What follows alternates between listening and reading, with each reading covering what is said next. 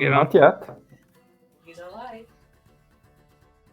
Right. Welcome to another Thursday session, guys, and happy anniversary.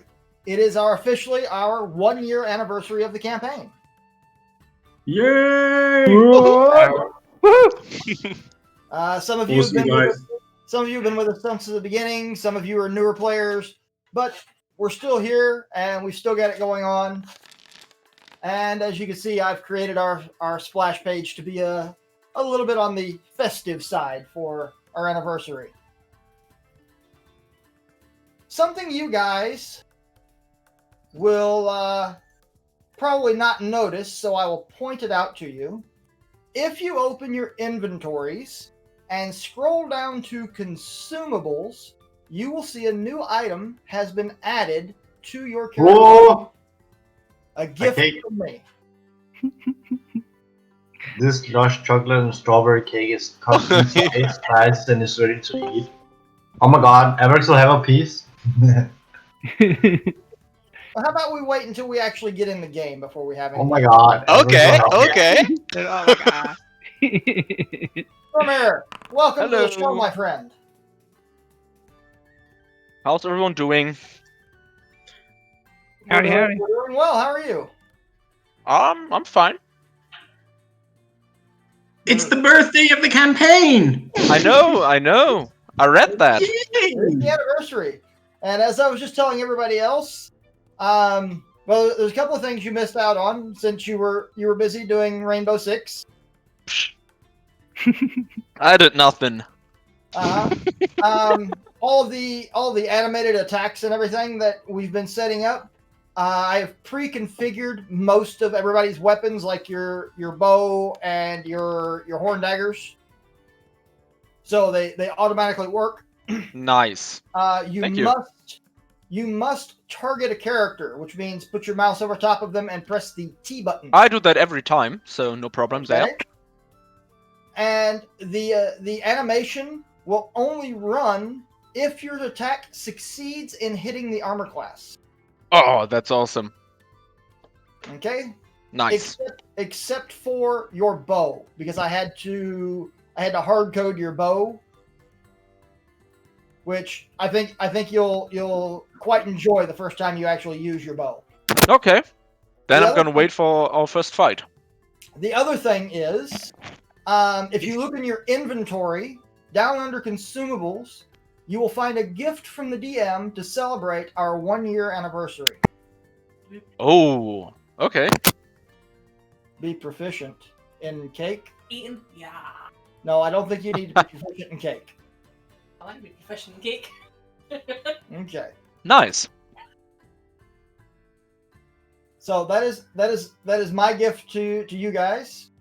You might want to Thank check your macros. There have been several updates since the last time we played. Macros may work, they may not work.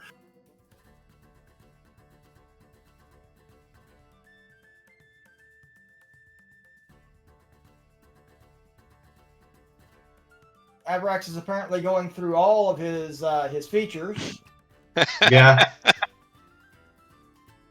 Not like, of course I have to do something, right?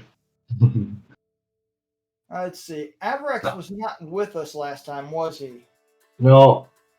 All right, let me add your character to the map that we're going to be on here, and I will remove Jeremy's because Jeremy is not able to join us tonight. He has got quite a bit going on. Right, so Avrex is now there. And let's talk about what we did last time. So, you guys finally made it to the City of Three Tribes, and you met with the chief, Olo.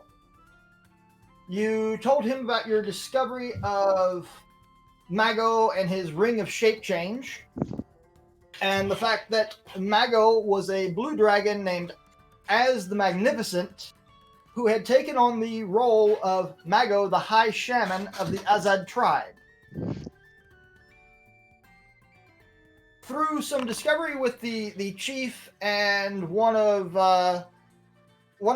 Mago's apparent henchmen, you found out that Mago had been rigging a lottery to decide which men were selected to go on these deep patrols that went far, far, far out into the northern wastes. And it turns out the reason that he was rigging these patrols was so that when these men did not come back, that he could lay claim to their very young wives. You found out that the two henchmen that Mago had working with him would gather the women together and at night lead them off into the steppes of the let's see, let's put you over there real quick. Preload that. And we will activate it. They led them over into these steppes in the desert. Just outside the temple, and he guided them around a very twisting, turning path that would eventually lead you guys to a hidden forest, but hidden so well as in it was hidden with illusion. It still looked as if you were walking into a box canyon. It didn't look as if you were walking into a forest. But yet, following him through the illusion, you found yourself standing near a circle of standing stones with a large altar in the middle. With a little trial and error and much fear on the part of Slivic, you soon figured out that the way to use the altar was to actually burn blood. And upon burning the blood upon the altar, a secondary illusion vanished, revealing the opening to a hidden cave.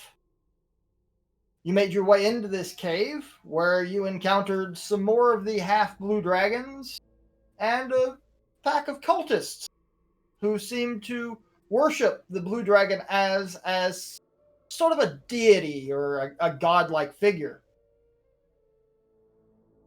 Somebody yelled, "Intruders, grab them," and the party went about summarily slaying everything they saw, except for the one cultist who hid.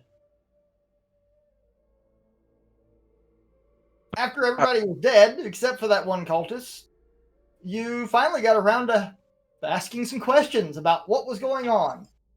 And she explained to you that this was the place where the vessels were prepared to move on to paradise. You couldn't get a lot more than that out of her because she didn't really seem to know a lot more than that. She didn't know what happened to the women once they left this place or anything of that nature. But she did show you how to access this place that she called Paradise. It was behind a hidden wall. There was a long, winding tunnel that led you off into another cavern that, when it opened up, you were quite surprised to find yourself once again seemingly in the desert. Now, let's see if we can pull up my notes because I forgot. Go. A little bit of notes going on here. So, entering into this place, which I'll go ahead and put you guys in there because you were already there.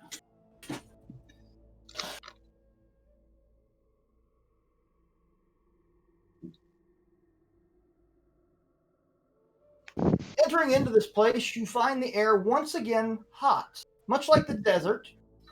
But even if the sun seems to be shining down in full force, the heat reminds you more of the nighttime or the early dawn. There are gardens of lush plants and trees, some bearing fruit, others that look to be more decorative or medicinal. Wooden walkways lead around the outer walls of the place and towards the center. In the center, there stands a massive stone fountain flowing with water. There are several women here, some who wear the robes of the cultists, others who wear the robes of a commoner. Several of the women wearing the common robes look to be very pregnant. Also, from time to time, you catch sight of what looks to be one of the blue half-dragons. They're not armored or carrying swords, but carrying plates of food or garden tools. They look to be more caretakers than guards. This is a very strange place. And just being here and seeing these people who seem not to have a care in the world probably sends a shiver down your spine. But even more strangely, no one seems to question your being here. You are just accepted, as if you being here is the most natural thing that can be. Now, what would you like to do?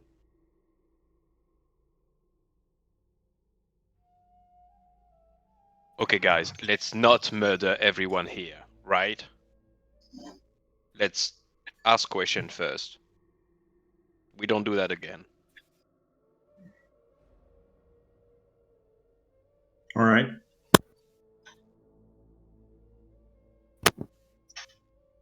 And DM, my screen is just black. Your screen is just black. As if I don't have sight. Do you have a token? That would be because Mel's not on the screen. Oh, there we there go. you go. Aha! Aha! My character's red. Your character is red? I can't select my character. Oh, it is red. Same as the enemy. Kill her! Kill her! She doesn't have a shield. We can kill her.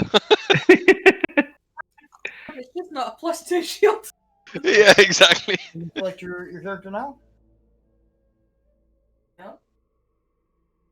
Well, She doesn't appear red for me. So No, the outline appeared red, not the. Oh, there you are. Now it's green. Yeah, there we go. There you go. Nice. All right, there you go. Was a problem with the token for some reason.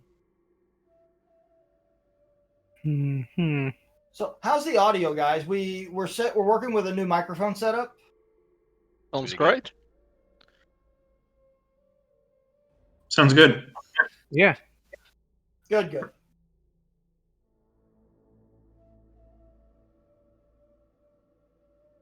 Mm. So, what are you guys planning to do? I know Mel's gonna check out these trees and stuff. It's like it's the first time she's seen greenery in a long while. Well, yes and no, but you weren't here. You weren't here for last week's map. You were in his banner.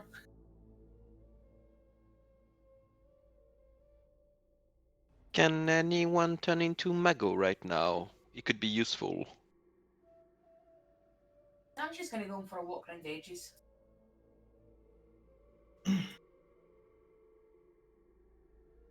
See if she can. Mel, make a nature check.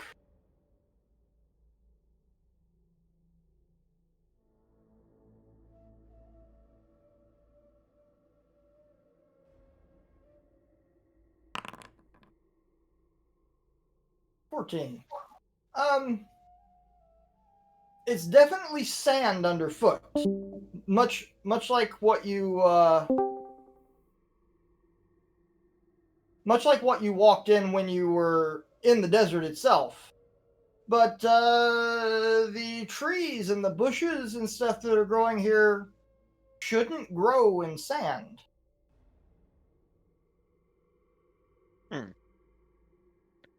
Do they appear natural or magical? They're Weird. all lush and full, as if they were plucked right out of a forest and planted here. Okay, just for the sake of it, I am gonna cast Detect Magic.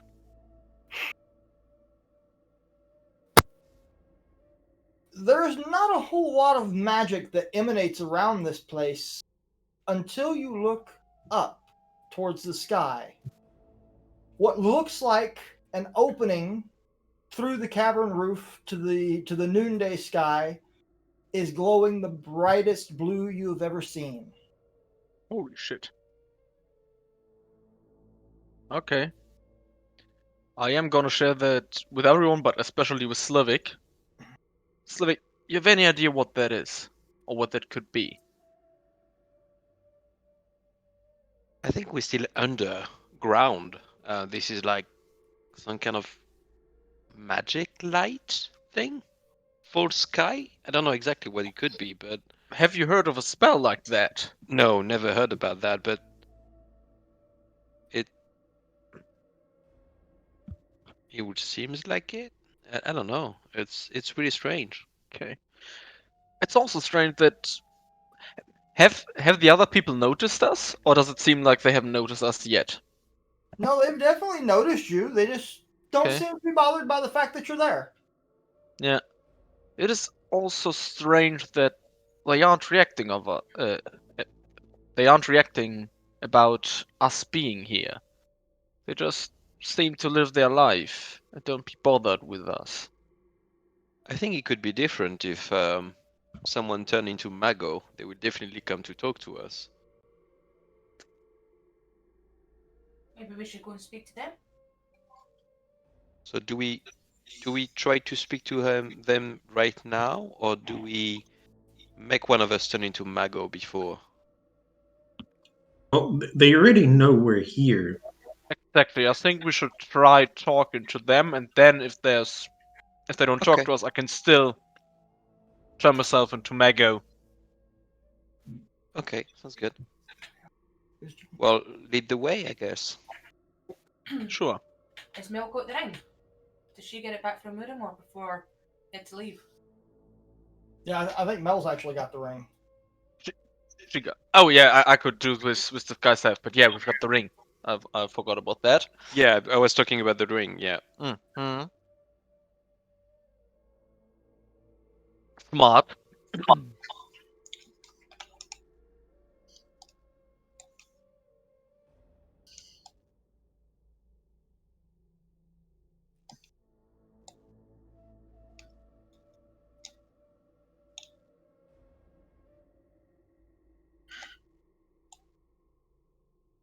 Why am I so scared?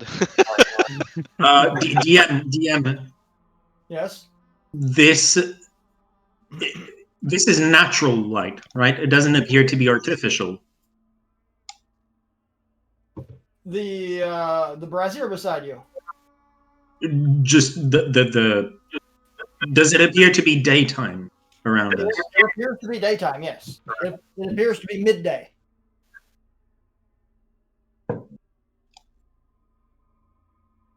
Ask Evan, don't make sure he's okay.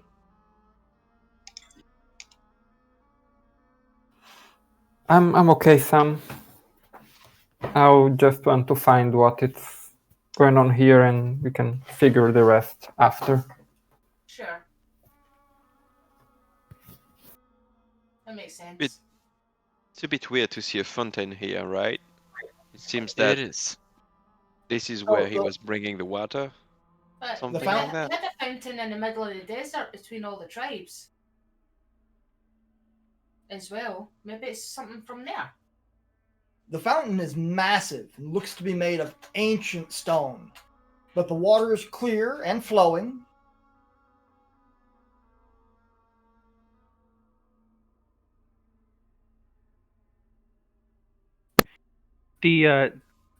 Are these doors like barred on the sides here that we can see? They are not. Okay. Every room has an open door. Okay. I'm gonna slowly approach the woman standing next to the fountain Okay. with no weapons in my hand. Bow and axe are on my back. All right. You see that two of the cultists seem to be fawning over another one of the women who is indeed very, very pregnant. You hear them. You hear them speaking about the blessing of eyes and a new child coming into the fold soon. Okay.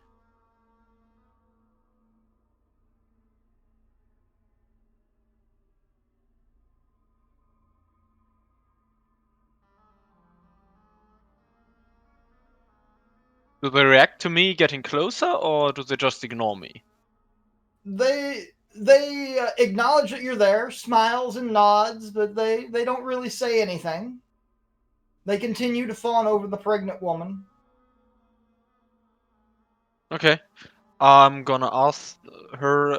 Excuse me, ma'am.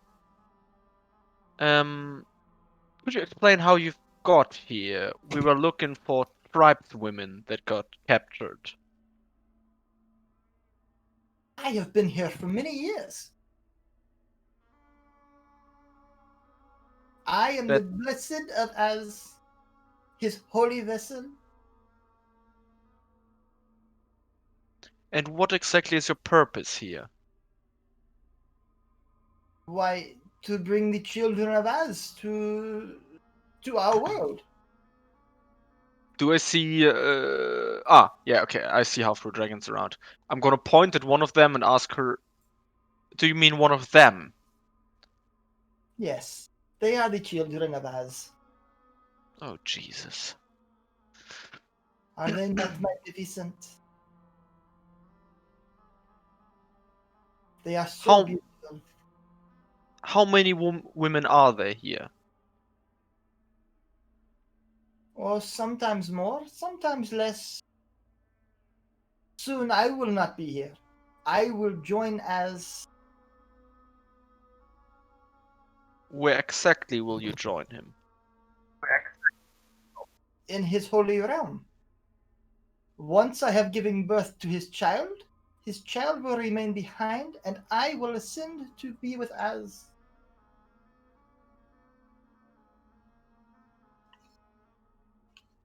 Is she lying? She doesn't seem to be lying.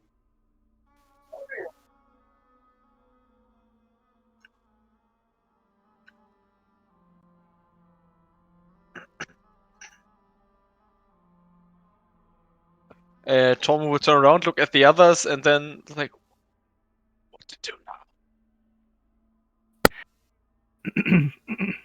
Somebody an insight check to see if she's lying or not. Sure.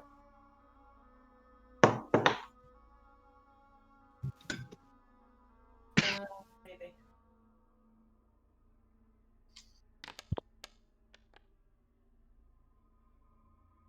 No, she most definitely seems to be telling the truth as best as she can. She seems truly devout of Az.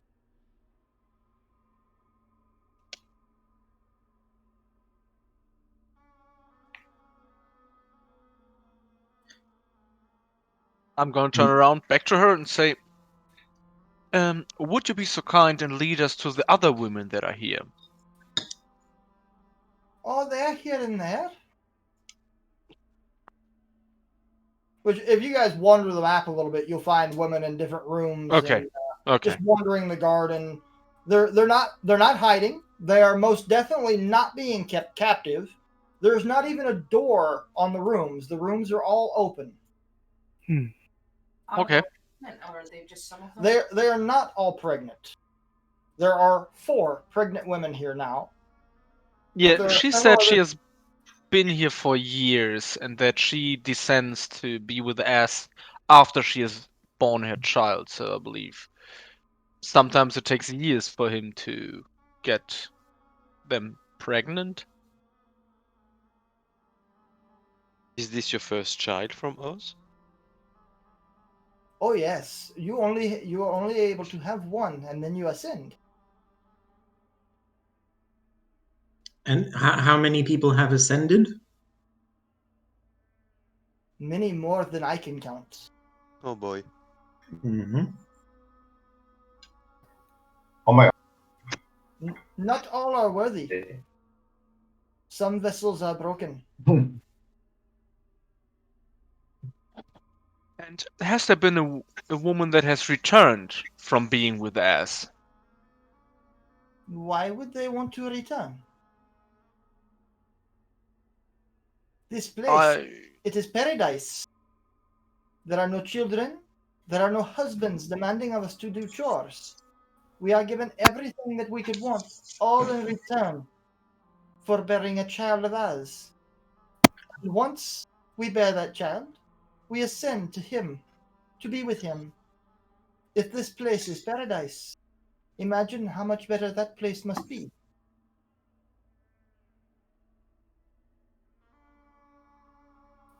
And I would like to ask how often As would come here? Are you expecting him to come here again soon? Oh, we have never actually met as. As is not of our realm. How can you bear his child if you have never met him? As is a god.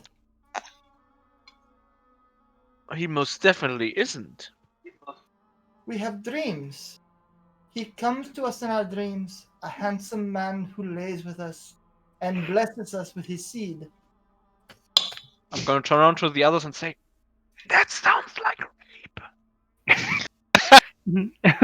Could you, Yeah, could Mel's, you, could you please Mel's really not okay with describe that. Could you please describe this man? It is said that he looks different to everyone.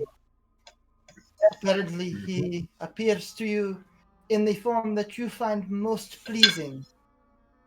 For me, he was very dark-haired, bright blue eyes, very rare among our people. He was muscular, yet gentle. Okay. While you are talking, Sam's kind of listening, but she's kind of playing about with the water. Is there anything special about the water? Can I investigate this fountain? Sure, make an investigation roll. Going in the back of what Slavik was saying earlier on.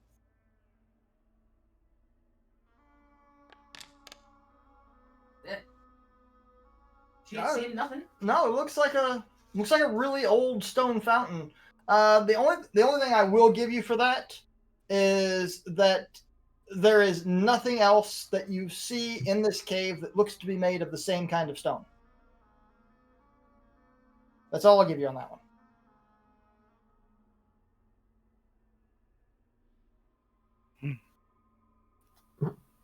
I would ask to this woman, and after the children of us, after they're born, what are their destiny? They also ascend to be with their father?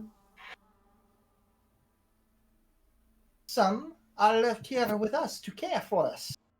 They care for the garden. They prepare us food.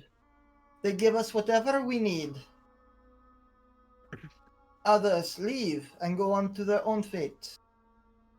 We do not know what it is. Only Az can give them orders.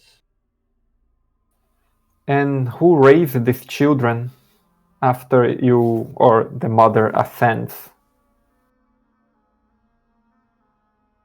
His believers, his followers, those who care for us as we carry the child.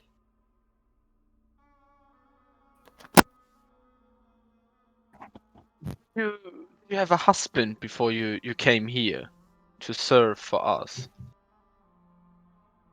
I did once, yes, but he was lost.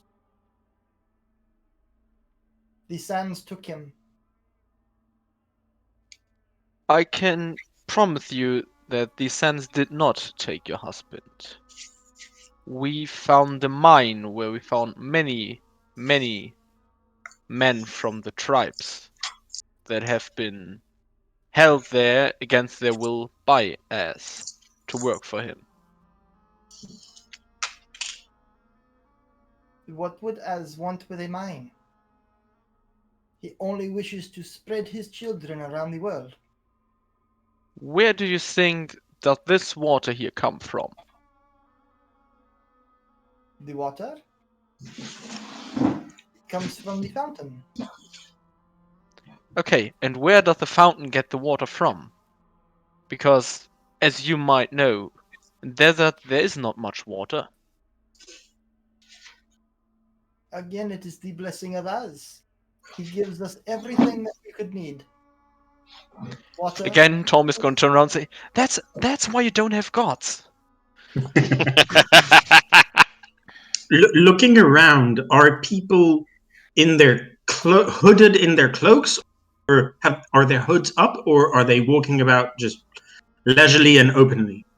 Only the cultists that you've seen above are wearing hooded robes.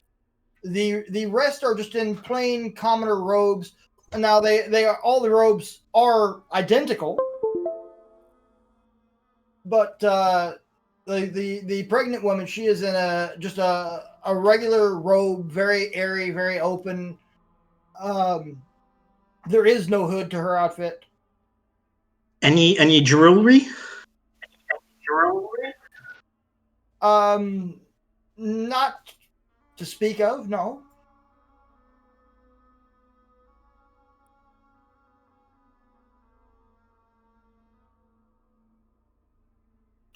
I'll say to the rest of the group that maybe we should look for someone who was not so long locked in here. Maybe the wives of Ramshit are here and they can be more, maybe less biased on their information. We can try. There are some who are new, much like yourselves. I am surprised. Males following us. Oh, I'm not able to bear his child. Just if you didn't see that. Perhaps you have been fated to train his children then. I could do that, yes. Az will tell you. He will come to you in your dreams and he will tell you. If I train his children.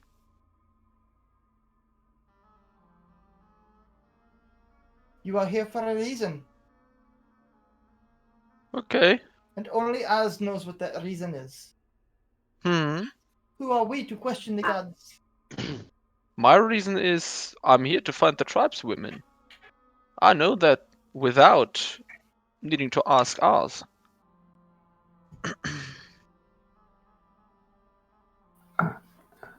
Do you drink the water from this fountain or? Why, yes.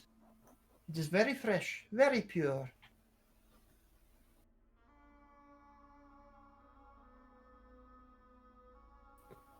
And I'll go maybe to Slivik and discreetly mention that maybe, or there's something, maybe there some hallucinogenic on their food or something to keep them in this state. Is anything weird on the fountain itself? Like that could transform the Or water or the food the caretakers take. Yeah.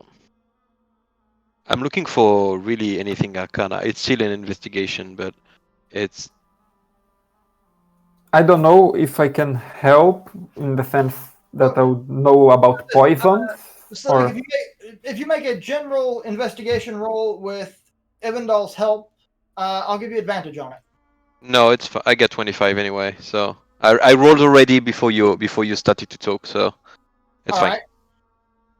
So as you are investigating the fountain, trying to see if there's anything about it that is magical in nature or anything like that, you notice the same thing that Sam did. The stone is very old, and it is not like any other stone that you find in this chamber.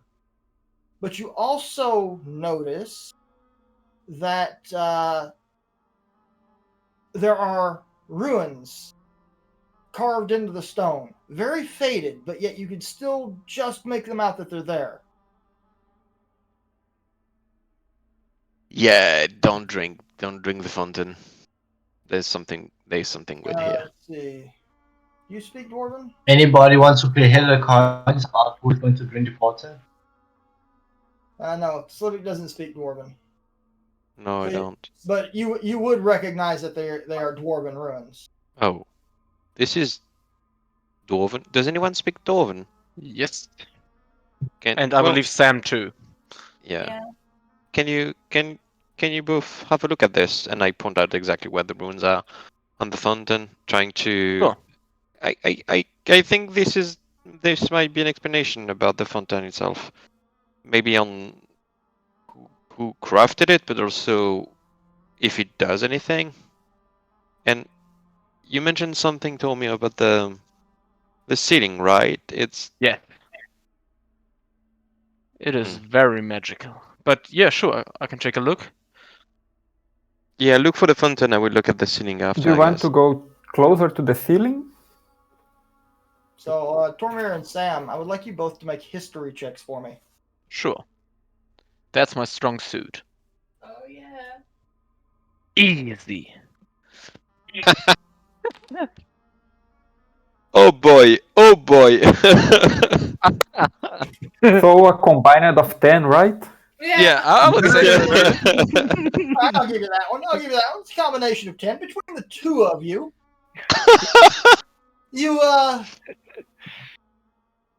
runes are actually quite hard to make out. As I said, they're quite faded, quite worn away. They don't say exactly what this place was used for, but you are able to make out a date that is nearly 1,300 years before the last rise of Gitek. And because of your combined history check, you would both remember that this place wasn't always a desert, that this cave was once in the heart of an ancient forest.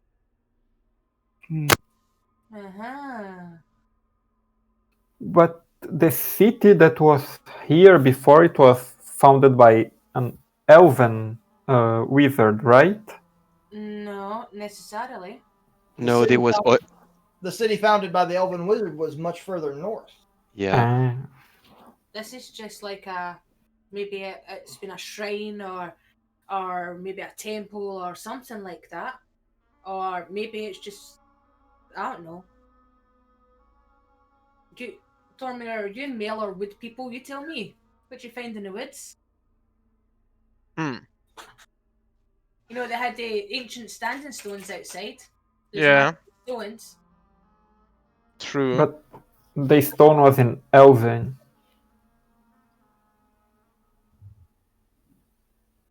Maybe they just speak everything. You know, Hisbanar's not overly far away. It's how long away? 5-6 days journey? Something like that. You know, maybe 1,000+ years ago, maybe this was a dwarven village or something. Who knows? Maybe elven and dwarves lived here together. Exactly. Or maybe it's been elven and they're just trying to be funny and write in dwarf and runes. Do anyone know how old he's been here? Livik? I should Any know idea? that. I should know that, right? You do know that. And Yeah, I know that. Slivik does. I don't, but Slivik surely does. Slivik would know that Hisbanner is more than 3,000 years old. This is quite new. Yeah.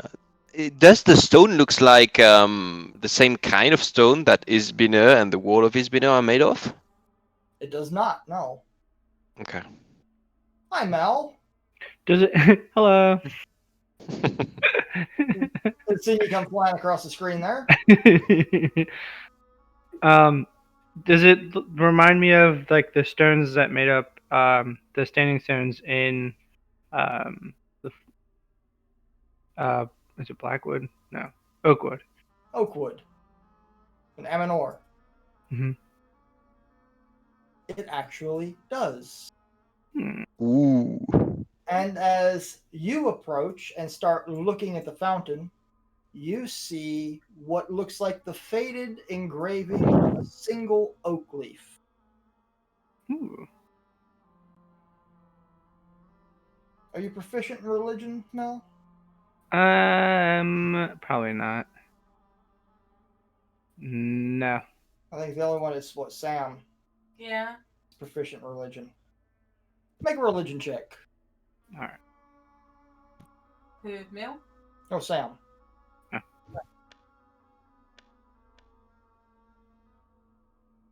8. Maybe sounds like someone. Yeah, oh, come on. Mel makes a 19. Look at that. I do. He remembers. Ah, So, Mel, you would know that the oak leaf is the symbol of Sylvanus, the god of wild nature, which tends to be more of an elven god. So it's a very odd thing to find dwarven ruins related with the symbol of an elven god. And Mel will share that with the group. That God is it is kind of strange. I don't know. She probably wouldn't know. I mean, like I guess that's from our travels that she might recognize the dwarven runes, but that these dwarven runes are definitely not supposed to be with this elven. Kind of weird. I thought they didn't like each other.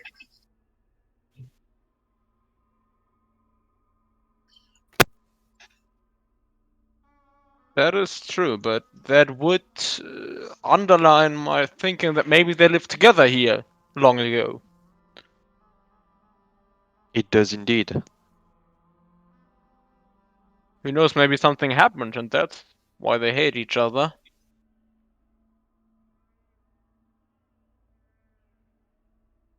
Yeah, and then also Gitek happened, so, you know. True. Twice. True that. Twice. We got killed twice. Okay.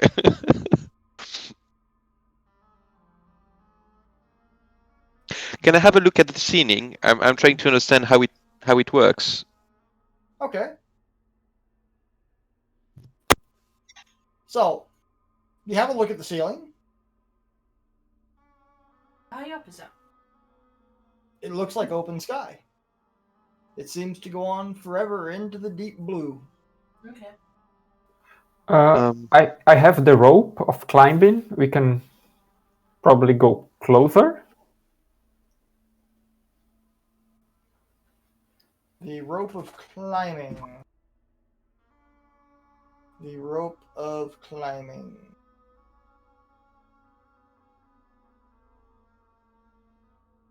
You sure you have the rope of climbing? Should have, yes, here. Publish this. The rope of climbing. 60-foot length of rope weighs 3 pounds. You use an action to speak command word. The rope animates as a bonus action. You can command the other end to move towards the destination you choose. That end moves 10 feet on your turn. When you first command it, 10 feet on each of your turns until it reaches destination. Up to a maximum length away, or until you tell it to stop. You can also tell the rope to fasten itself securely to an object or unforeseen, or to unfasten itself, to knot or unknot itself, or to coil itself for carrying. Okay, so the problem with this is the rope of climbing won't go straight up, I don't think. It has to have something to crawl along, much like a snake. Okay. How high are these walls in the bedrooms? So if you actually go into one of the bedrooms, it has an average height ceiling, about 8-10 foot. Out here in the main cavern, the walls go upwards. They seem to go upwards anywhere from 70 to 80 feet before the edge vanishes into the blue. Do you ask it to slide up the wall then? Yeah, can try in the wall. You could. Can always try, yeah. Okay. So you take your rope over to the wall and you use your command word and you get the rope to crawl up the wall to its full length. and it has nothing to attach itself to. It's just hanging there. Okay, so it's at least 60 feet high. So it's not a rope of climbing, it's a tape measure. Yeah. Hey, still works. Yeah. Well, are you sure it's magical, right? I am 100% sure. Okay? I can do something where you can break everything. I'm not sure. One of the women looks at you as you're Measuring the wall. looking at the ceiling, and she's like, "Ah, I see you have noticed one of the blessings of Oz. Yeah. What? How does it work? It's quite simple, really." She takes her hand and runs it through the water and just starts sprinkling the water through the air off of her fingers. And she says, "By the blessed of Oz, let the night fall."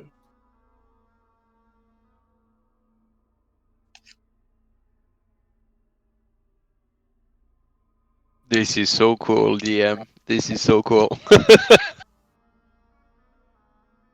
The blue sky fades to darkness. A slight sliver of the moon can be seen just above the opening, and a cloudless, starry sky.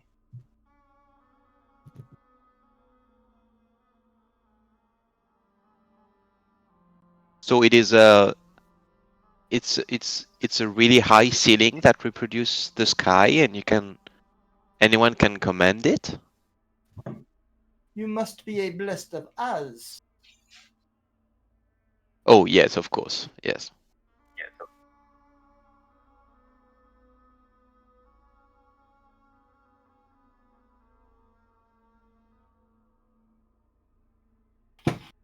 That's a good beer. I'm so confused on what is happening or not happening here. Same. Same. Would you guys like a little help? Maybe Not yet. I No. want to Not yet, try not yet. something. maybe this is something that you ask Baz about. To be Does honest. anybody dare to drink the water? No, nobody drinks this. No. I will do something that will probably don't help us, but I just want to do it anyway. I will cast Speak with Plants. Oh, Okay. that's actually a good trick. Oh my god. Speak with plants. You imbue plants within 30 feet of you with limited sentience and animation, giving them the ability to communicate with you and follow your simple commands. You can question plants about events in the spell's area within the past day, gaining information about creatures that have passed, weather, and other circumstances.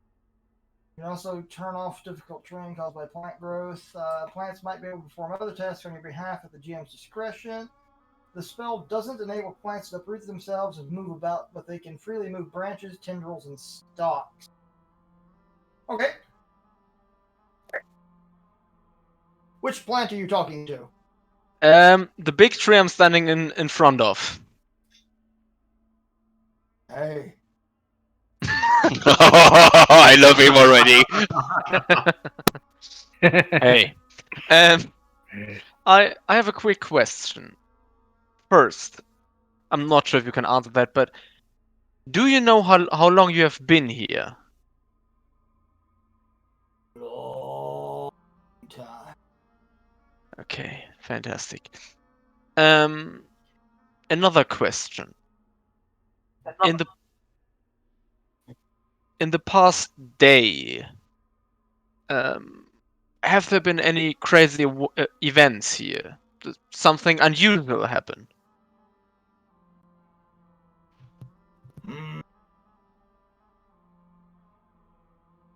No. Same as always. Okay. Then the last question. What usually happens here? Is it just as calm as this? Everyone's minding their own business, or what are most people doing here? They drink. They enjoy my shade. Understandable. Sometimes they sit beside me. Hmm. Hmm. I like when they sit beside me. Reasonable. And I assume you have drank, or you are drinking the water that is in the fountain too, or are you drinking different water? It flows from deep. Okay, but it is. Would you say normal water? Is it different? It is water. Okay, thank you very much.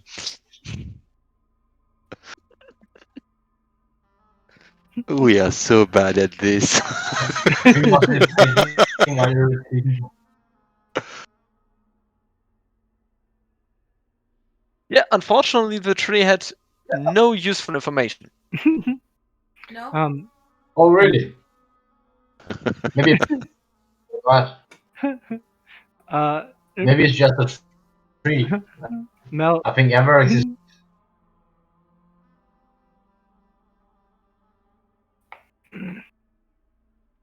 What are we doing, Mel? I don't know what's more intellectually superior, the tree or Everett.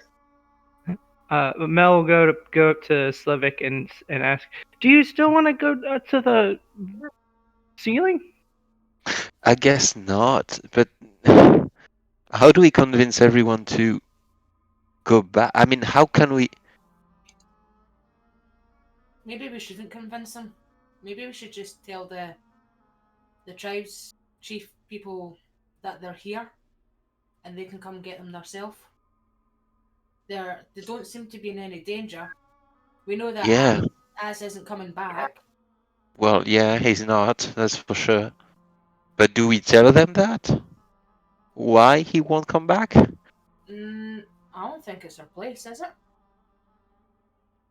it? They seem quite chilled out and stuff.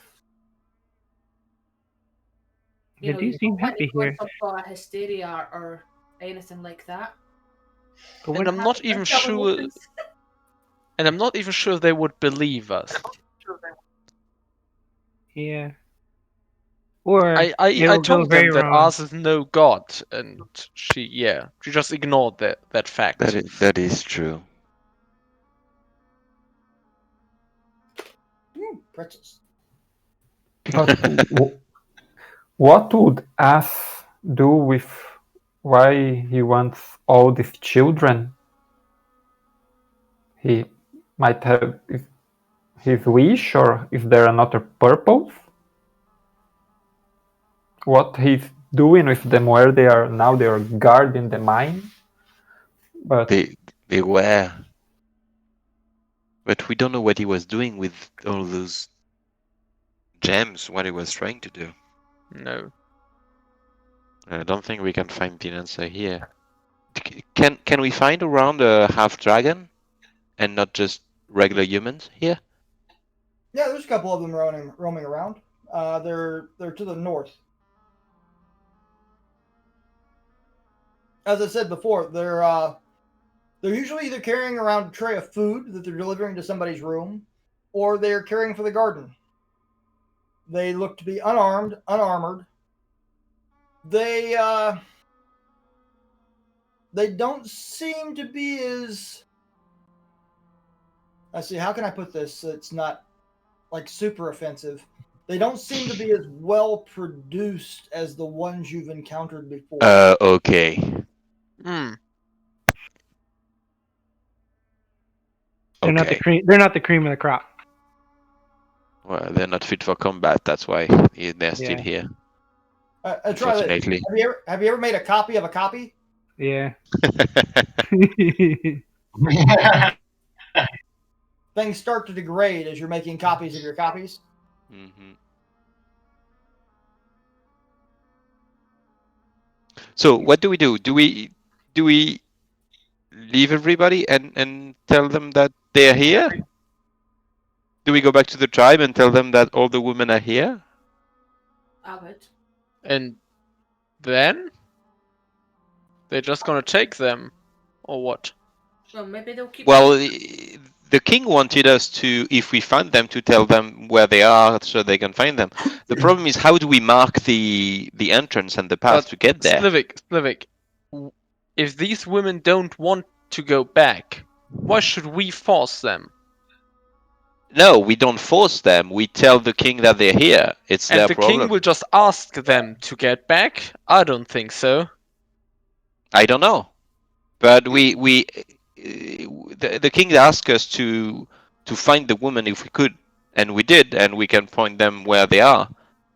If we can mark back the path we came through, which is Well, I'm not on board with giving these informations to the king. okay. You still have Usar. Usar's there. You know, he could bring them back, I guess. Yeah, but okay, he's not on board. Okay, what do you have in mind then? I generally We ask I don't know what the to do because women. We ask the women who want to go back. They can decide on their own if they want to go back, and I don't think that the king will ask them kindly to go back and come back. That's not what kings do usually. He's not They really, order. he's a chief, and you don't know. I don't know anything about this tribe, except for what Ramjeet has said and the other guys. don't you fear this place is gonna fall apart now? I'm more scared Does that it look like it's falling apart? Well, not yet, but what's gonna happen when the water could run out because what's gonna happen in the mine? That will be a long time before that happens. And who's going to look after them if Az isn't here? We already know that Az is not coming back. There are enough other people here. Who's going to feed and water them if they don't want to leave? Okay, they've got water, but who's going to feed them? Do we have a sense that the trees around us are basically there's enough there to produce the food for everyone here? Is this like an autonomous cell? No, it does not seem very autonomous. There are fruit trees that do produce, but not nearly enough of them to feed a very large group of people for very long. I'm gonna walk towards the woman and ask. Oh, not on her. Sorry. So, where did you get the food here? The children of us bring it to us. What would happen if the children of ours did not come back with food anymore? Why would they not come back? Us would not. It's just a question. Just a question. In that case, would you leave here and get back to the tribes? What would you choose if that was the case? I do not understand why you are questioning me like this. I am a true believer of us. Oh no, I understand you believe in us. There's no question about that. No, but I don't question your faith. I'm just making a supposition. If some of the children are not as successful as they used to be serving us, would you consider leaving this place, or what would be your course of decision? We have no reason to leave. If the children do not come, the others who are above will provide for us.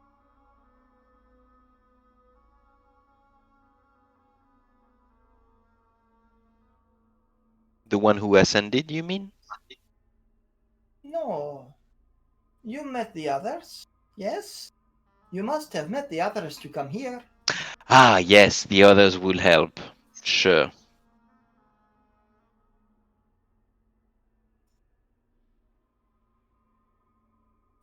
Okay.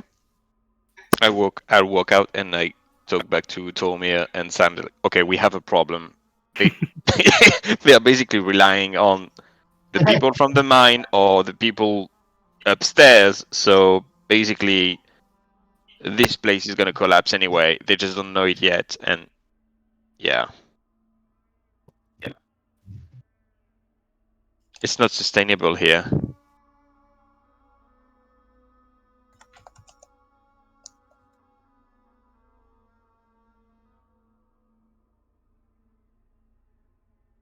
So, have you guys actually figured out what's going on in this place?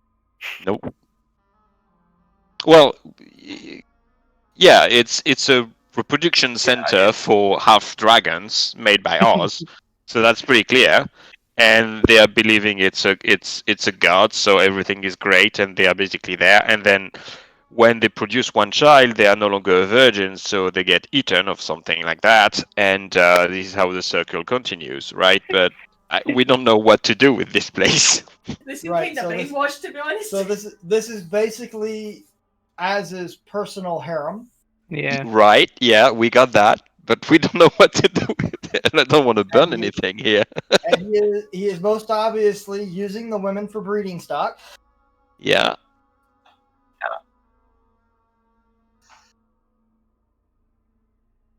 What am I missing? And is raising an army of like soldiers, like Well, was in appropriate terms. yeah.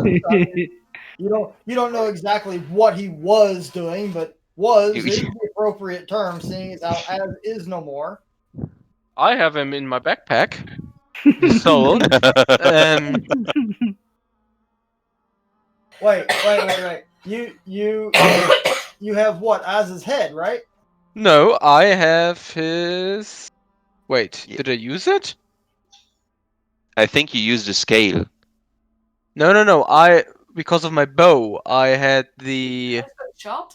Oh yeah, you had the Yeah. shard. But no, I think. But you- why is it not in my inventory? I did not use it yet. He hasn't used it. No, as his shot, he hasn't used that. He's only used it once. Yeah, and that was one of the blue dragons. Uh-huh. Was the first time I used. Of course you did that. Can't find it. Yeah, it may have been an update thing. Ah, okay. But I have his shard, his soul shard. You do have his soul shard, yes. Yeah, I think this is the time to book it. Yeah. Which was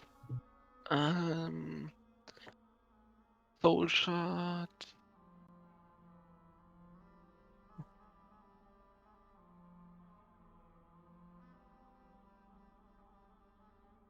You know, I don't know about the tribal chief guy, but he seems to be decent because he says that. What's the guy was you sir? Usar. Usar? Mm-hmm. Usar wasn't to be killed, he was just to be banished.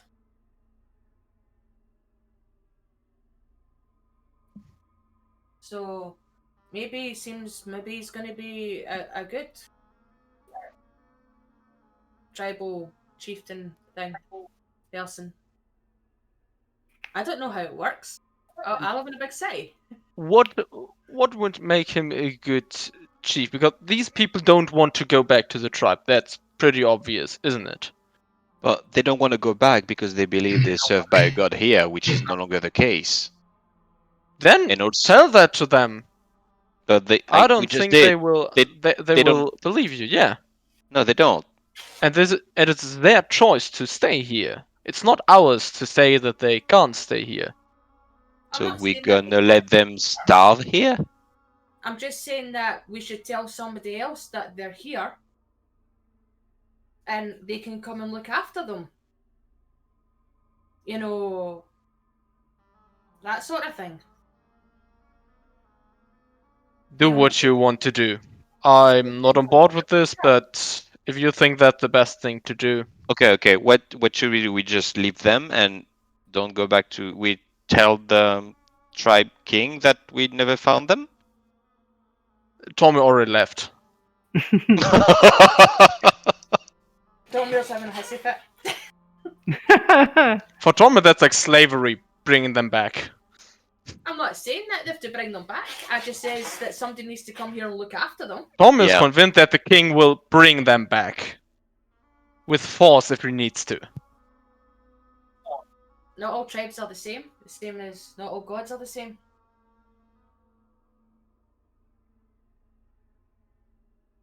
I know. Sam's going to add to Mel. Is that what it's like in these guys? Well, not necessarily. I don't know why he's being so much of a curmudgeon about it. Well, we know from Tormir's past that he was supposed to take over from his brother. That's true. You know, that's all Sam really knows about it.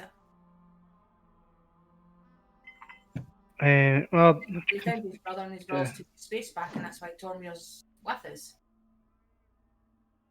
I don't really know about stuff like this. You know, as I say, I'm from Asmar.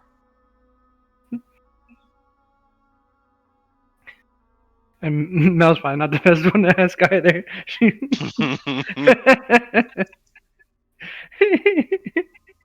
I don't know much about tribes and small villages. All right. So what are you guys planning then?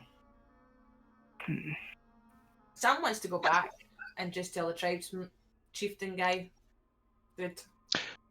Should we just tell the king that we found them, but they seems perfectly happy and don't really have the will right now to go back, and if they want to, and we can ask our guide here to check on them Yeah, or he sends somebody down to look after as them. his penitence, Could be.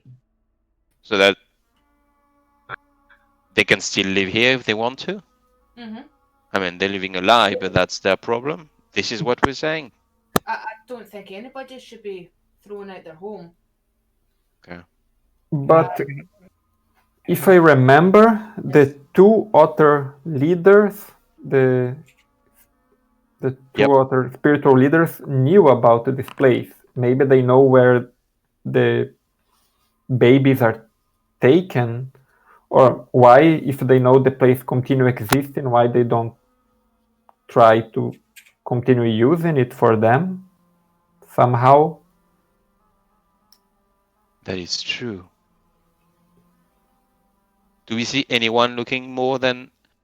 Wait, how many people with a hood, skipping a hood, are still in this place? 3. There are 3. The ones with the hood are looks like from the tribes or from other. They do look like they're from the tribes, but they call themselves the blessed of Az. They're basically his priestesses of a sort. They have been found unworthy to be vessels and instead have become preachers of his gospel, so to speak. DM, I'm gonna go explore. You're gonna what? I'm just gonna explore stuff. Rooms. I'm gonna go explore some of the rooms. Yeah, I'll turn the light. I'll turn the light back up so that it's easier to see everything.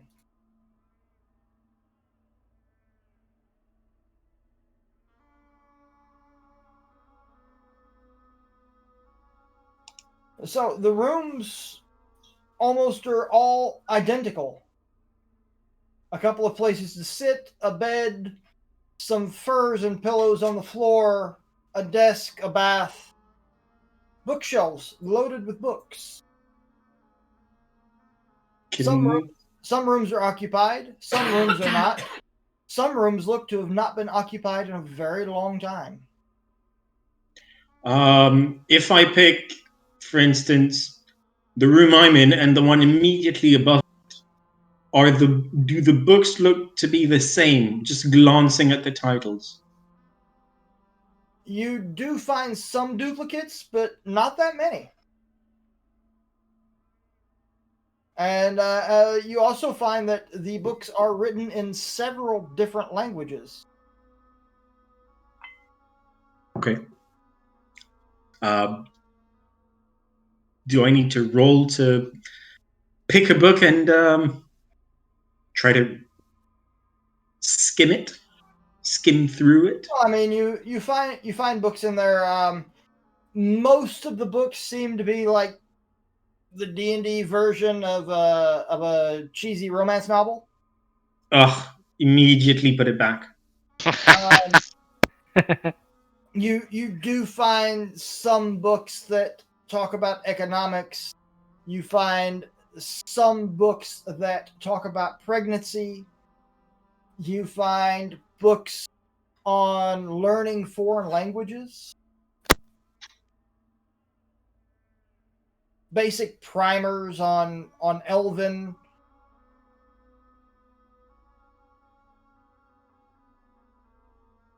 Okay.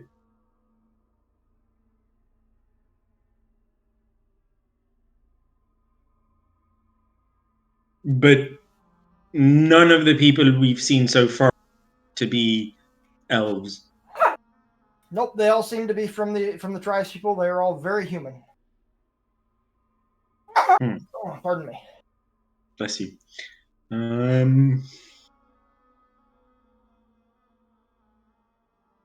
Sam's going to start heading. She doesn't think there's much else that they can do.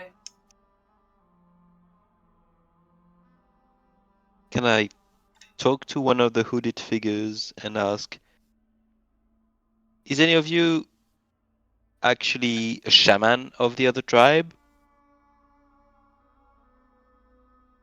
We are of no tribe. We are the faithful of Az. Do I believe them? Probably. They seem very devout. Okay.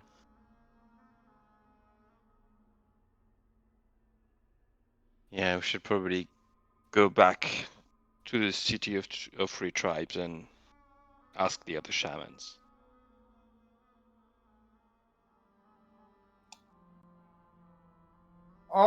Okay, so you guys are gonna start heading back. Yeah. Yeah. All right. Are you stopping in the first cavern on your way out, or are you just heading straight back? Oh, we're gonna empty the buckets, I guess, which we didn't do. Dead, don't they? Yeah, you pretty much murder hoboed everybody up there. That was the place with the No, they've still got that. the big forest in it, right? Yeah, no, it was after that. I was after that. Yeah, Okay, I was yeah. trying to remember. Sorry. You weren't there, Mel. Sorry. I watched the stream, so I was wondering if it was in that room, she'd be able to see it at least. Well, got that one cultist. She's not still up there. Can we not There is one cultist that's still alive. Yes. Can you not take her with us then, and she can explain? Maybe if they see what she's like, maybe the tribal chief king person might understand more. I like that idea. Yeah, but I have the feeling she will not want to go. Oh, she can't go into paradise. She keeps telling us that she can't go where we were. No, I agree. She cannot go to paradise, but I don't think she will be able. She want to. We can ask her. You can ask her. We can ask her. Okay, let's do that.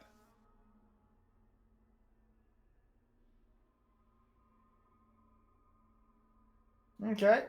So you guys start making your way back through the long winding cave. Again, there's a torch about every 50 feet or so, so it's not in complete darkness. And after about an hour's walk, you come back out and you arrive back in the original cultist cave. The one cultist who is alive seems to have been busy. She's been moving the bodies and cleaning up.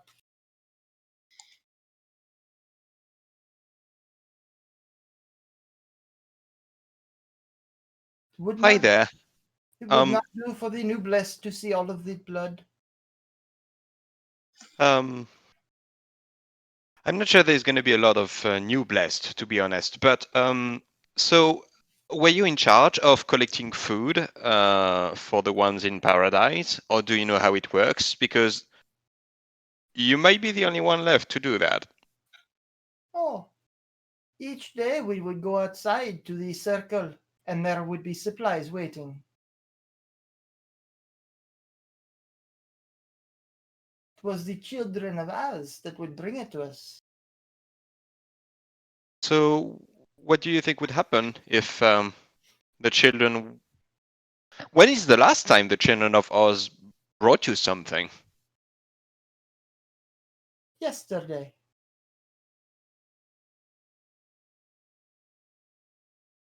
Did you see them? Oh no, we never see them. We go out and the food is just there.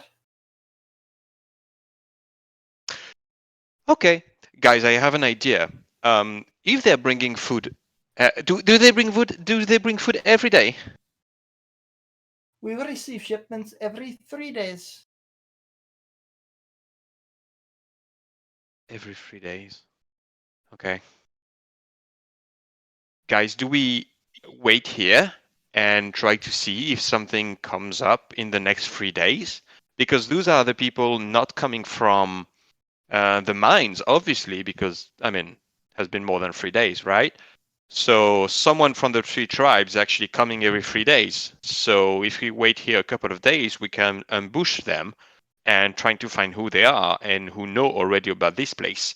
And they could be related to the 2 other shamans of the 2 other tribes. Do Usar knows who about this? Who brings the food? What is Zumol? Zumol brings the food. It is not the children. Zumo is not the one he killed, right? Zumol is the one he killed. Oh. Fuck. Oh, sorry. Excuse my French. En français? Yeah. Exactly, yeah. And who would be the second one? I think Usar had some other servants under him. It was Usar and Zamol. These were the 2 people that led the women here, and apparently Zamol was the one that was bringing supplies every 3 days. So for the sake of consistency, we'll say you guys took Uzar with you down into the cavern. Yeah. And once he learned what's really going on with the women down there,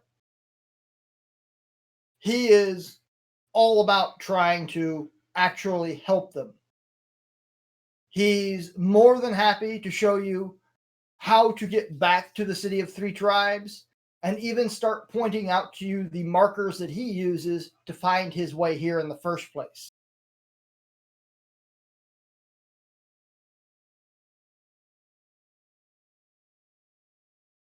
You know you're going to have to help them for the rest of your life, right?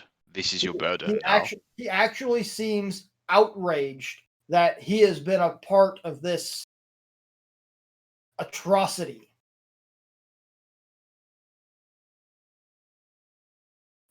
And do Usar knows when he didn't know about the babies?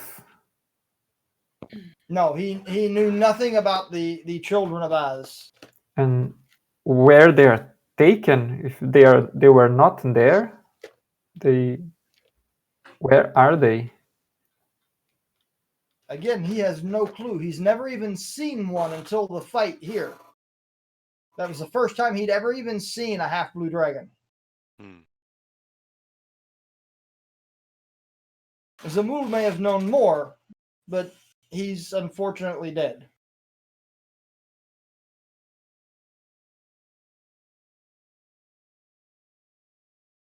But Zamul was not the shaman of one of the other 2 tribes. No, he was not the shaman of one of the other 2 tribes. Yeah, and the other shamans might know something. Because Usar and Zamul were the helpers of Magu, correct? Exactly. But the only way you'll find any of that out is to return to the tribes. Yeah. Okay, when we go back, do we tell the king or do we not tell the king? We don't.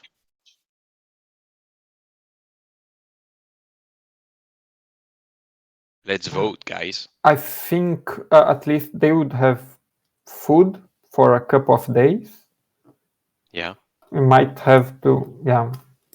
I would prefer to know better what is Okay. happening. So he is going to take care of the supply until then.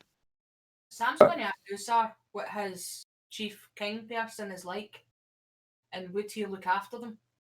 Is he the sort of person who would look after them, or would he drag them back? Olo has been chief for 45 years. And he is chief because he is a very good man. He always takes the needs of the tribe first. I think he will be angry at what is going on here. I understand I am to be banished, and I accept because I am outraged at what I have done. I almost wish the king would have me killed. But My shame is very great. But what would he do with the women that are here? Would he take them back? Would he leave them here? Would he look after them? He would care for them, yes. I do not know that he would take them back to the tribe. They seem lost.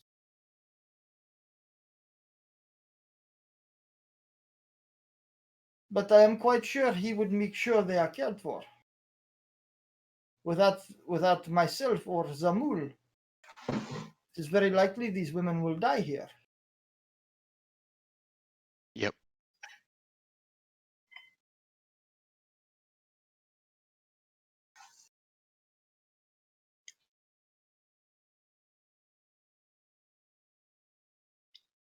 So, what do we do? Well, it sounds like the chieftain will likely just leave the ladies here Yeah. and make sure that And- they're cared for. Yeah. What do you think, Tomia? Would that be acceptable for you? I mean, to me, it makes a lot of sense, but you seem to have a different opinion earlier. So tell us what you think.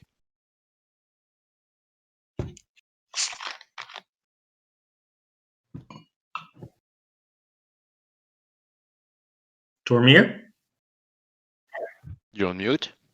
Okay, yeah, I was mute. Sorry. Well, he was off playing Rainbow Six. No. Oh, no, wait, it's Among Us. That's what he likes. He likes to play Among Us while we game. He yeah. vented. I don't trust him, but if you think he's trustworthy, that's fine with me. I have a feeling we don't have another choice. We still have the choice to believe in the freedom of people. No, I agree. But if we don't tell anyone that food need to be brought here and kept to flow in forever, they're gonna have a problem and will never sustain their own paradise. Even if it's a lie, they're still living it.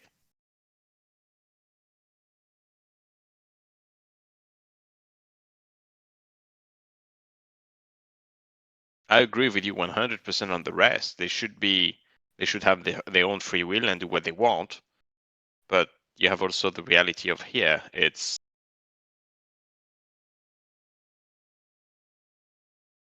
Like we I need said, to. I trust you. If you trust the chief, then tell him. I think Sam is a good judge of character.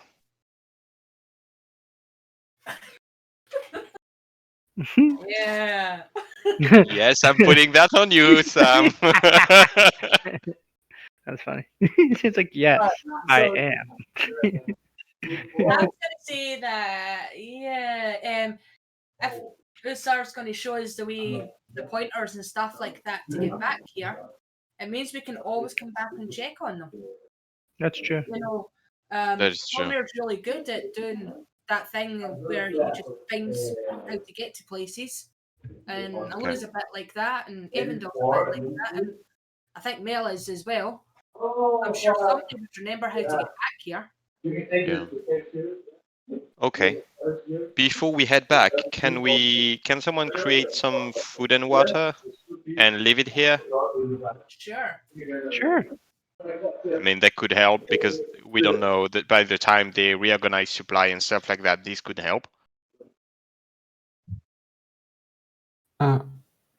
Usar, who paid for the supplies?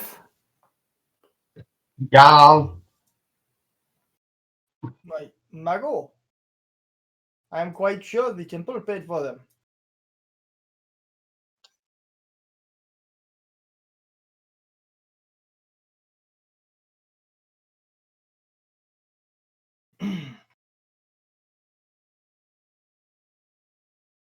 Create food and water. Create 45 pounds of food and 30 gallons of water on the ground or in containers within range, enough to stand up to 15 humanoids of 5 seeds for 24 hours. Food is bland but nourishing, and spoils if uneaten after 24 hours. The water is clean but doesn't go bad. Okay. Well, I'll just say that I did that 2 or 3 times, and I've put it in maybe in one of the boxes or something like that. It's laying about at the back. All right. You know, so there should be enough something plus the fruit from the trees. Okay. They Yeah. have plenty of water, so. All right, so you guys are headed back towards the city. Mm-hmm. I was going to put you on this map for a second so Mel can actually see it. Oh yeah, that's really cool.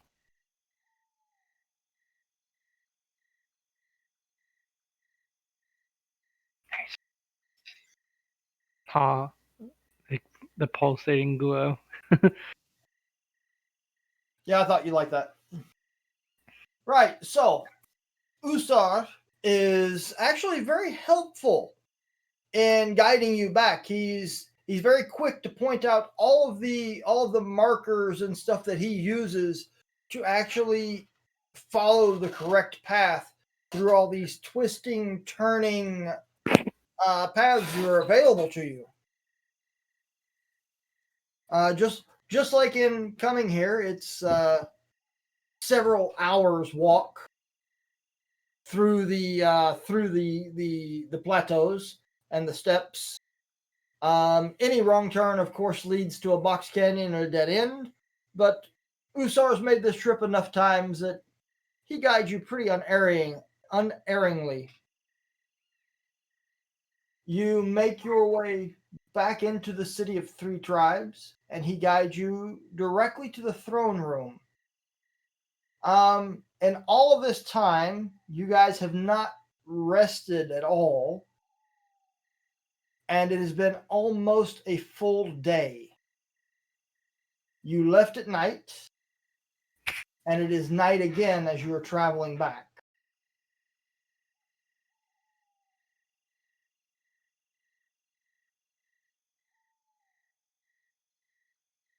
Can we make it to the city to sleep there, or You can make it to the city, but I am going to ask all of you to make Constitution savings throws Mm-mm. to see if you take a point of exhaustion or not. I'm gonna go ahead and say I do. Mel does take a point of exhaustion. How bad can this go, right?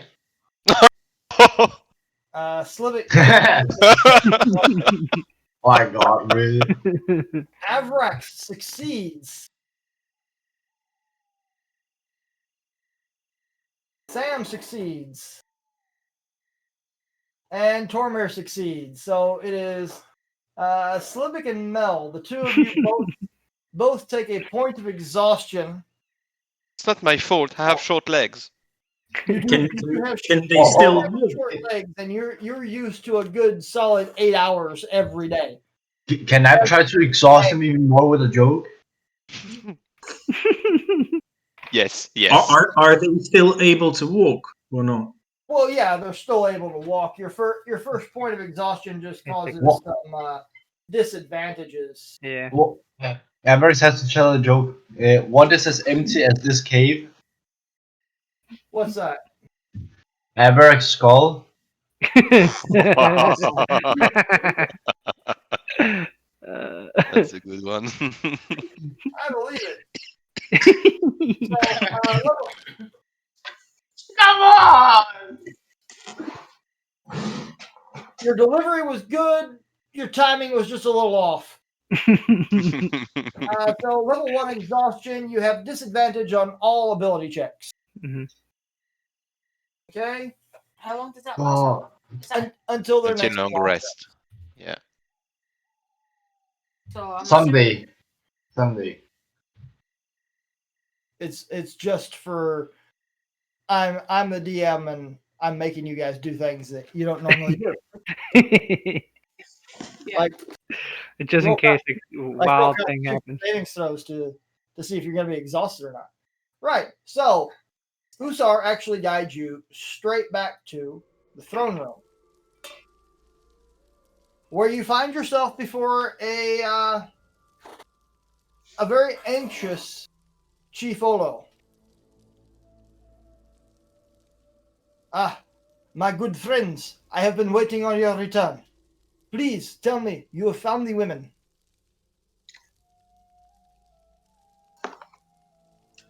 We have found the women. And they are safe? Mm-hmm. Yeah, they're safe. Good to know. My heart has been very heavy worrying about them. You see, we have found things, very worrying things. While you were gone, myself and my guards decided to do an investigation of the temple that Mago has so steadfastly kept.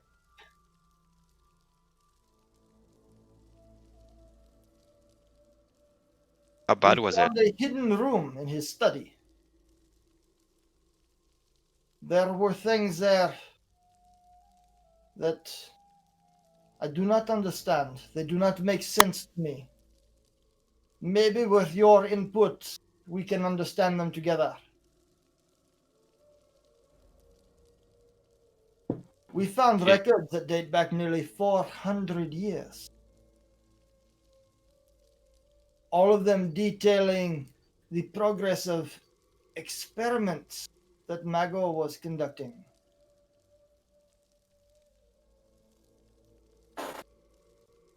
There is an entire book dedicated to the designing and creation of a ring. Apparently, it took a great many years to perfect its creation, and then even more years to discover ways to change the shape which he took when a new high shaman was needed.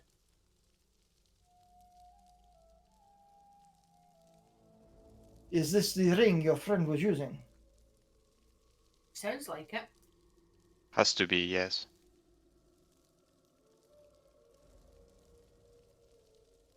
There are records about him trying to create an army of half-blue dragon children. Yeah, Yeah, I'm afraid that's true too. Yeah. According to these records, there were a great many failures as the vessels, he called them, were not properly prepared nor willing.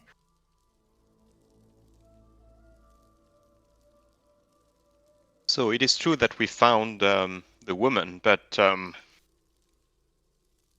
pretty sure we didn't find every woman that went there.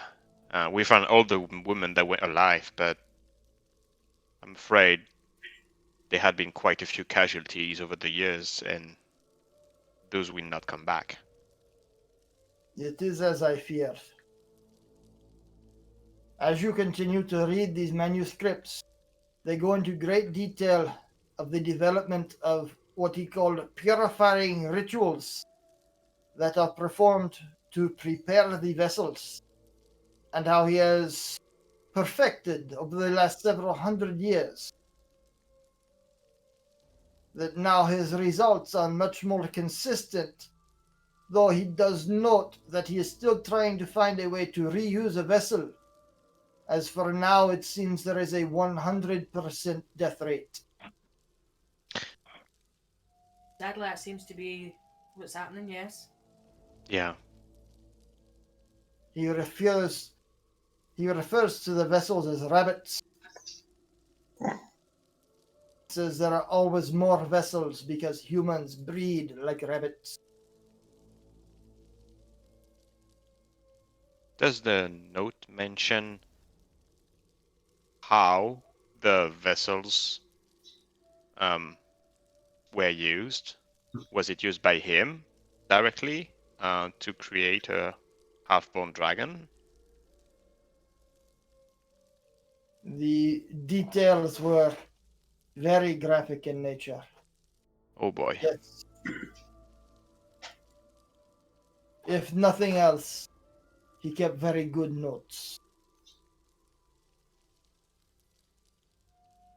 The process was quite detailed. Something about causing hallucination dreams, appearing to the women in a different form than his own. They told us as much too. I do not know to be angered or be disgusted. It's okay to feel both. Yeah. So, sadly, we came across a problem with these ladies, or vessels as they like to call themselves. A problem? They don't want to come back. They are convinced. Sam kind of looks at everybody else. Convinced, maybe, that Az is some sort of god and he's going to look after them forever. And to So be you fair, tell me the dragon is dead. Yeah. they don't believe that, and that's the problem. So This is part of the purifying rituals the journals spoke about. I believe these women are, how do you say in your tongue, brainwashed. Yeah, probably. They are taught to believe something that is untrue. yes, but it doesn't seem to be maintained by magic. They actually believe it. And that, he says, is the secret, that there is no magic involved. They are simply convinced.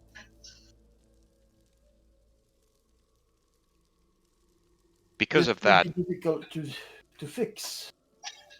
Maybe you should just look after them. Some of them are pregnant. They won't live. Do you have babies on their way? This is very troubling.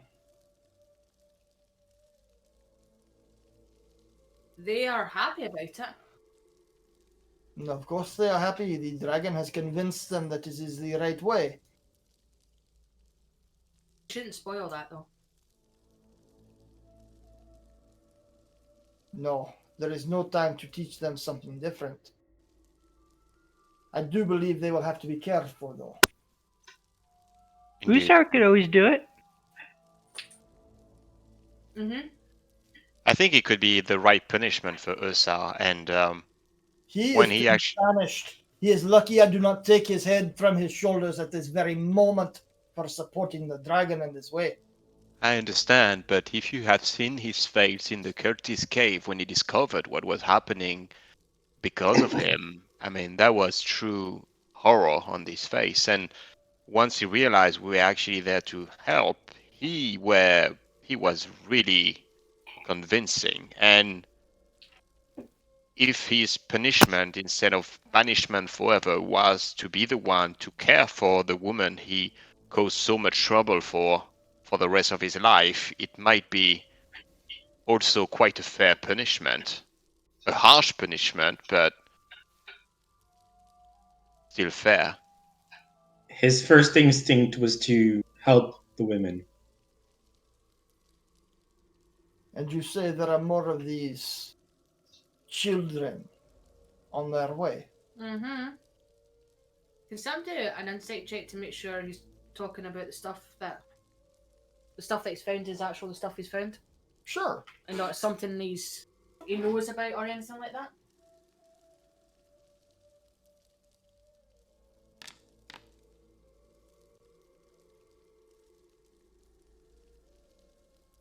No, he does not seem like he was involved in this in any way. He truly seems outraged that this was going on under his nose. The tribes passed laws hundreds of years ago against the keeping of harems, Mm-hmm. simply because they thought that women were not objects to be owned. He goes on to tell you that he has spoken with the other chiefs and presented them with the information that he found in Mago's temple, and he is quite convinced that the other shamans had nothing to do with this. They had no clue. Okay. And when looking at all of the evidence, all of the men that were involved in this were definitely from the Azad tribe. Okay. But also in the records, he discovered that Mago was not always Mago. That he was the high shaman from before Mago, and the high shaman from before that, and Jesus. the high shaman from before that. That this blue dragon, Az the Magnificent, has apparently been the high shaman of the Azad tribe for a little over 400 years. And that each time it was time for a new high shaman to take power, that he would replace the replacement with himself, taking their name, their form, and their life.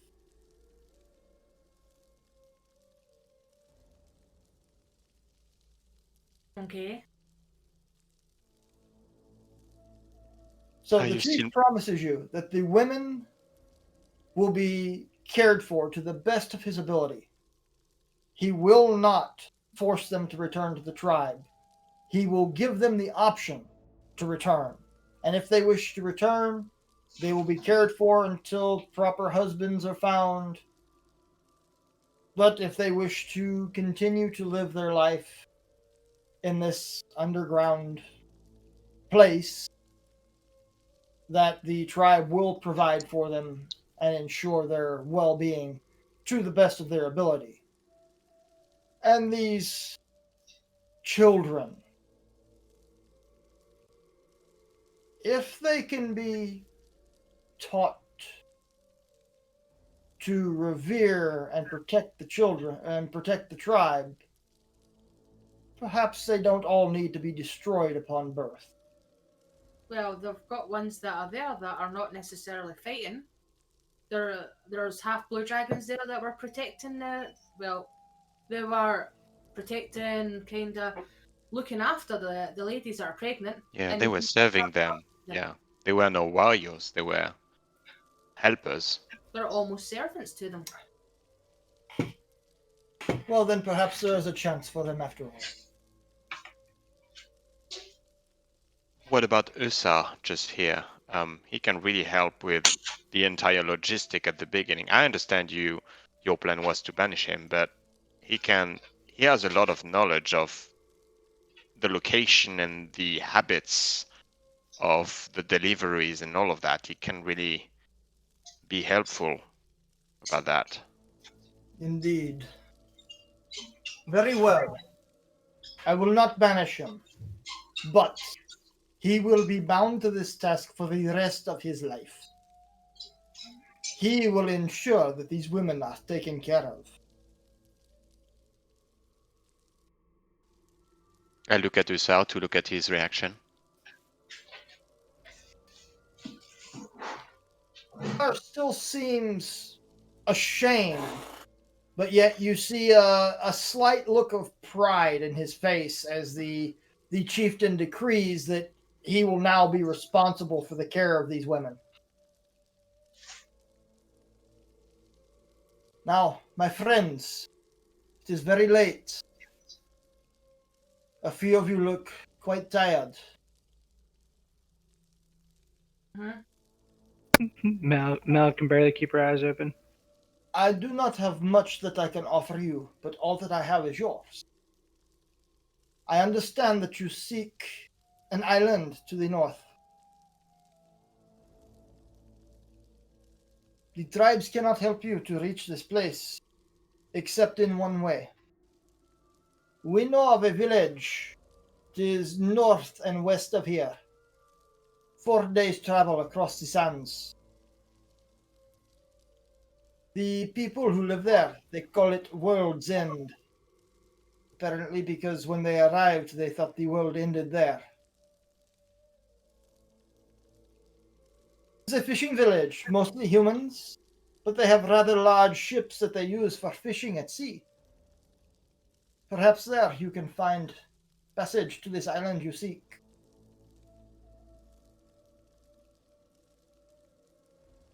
I will send guards with you to guide you. In fact, a great many of the men that you saved swear that they owe you life debts, and they have all begged to accompany you and guard your lives across the sands.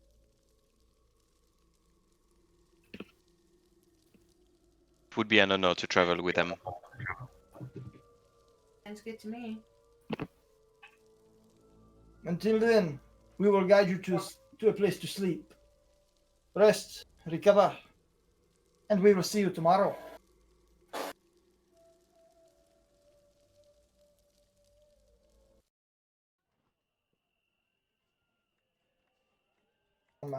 Sorry.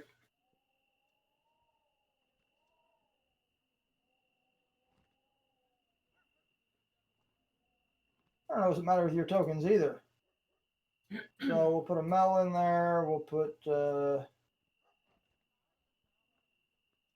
Evrex in there, and we'll put a Sam in there.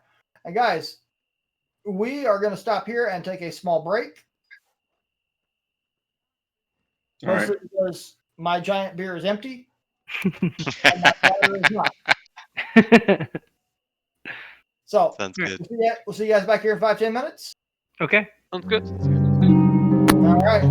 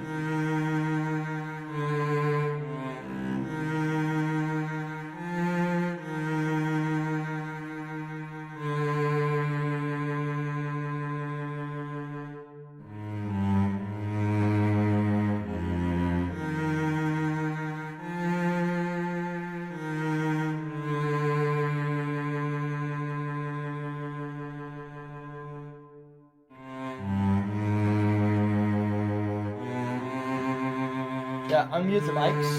The mics are unmuted. We go back live to Foundry, and we are back. And there are only 3 people watching our stream. And I bet 2 of them are me and Steph. And me. And Mel. Yay! I don't have to talk to Twitch anymore because we already know who's watching.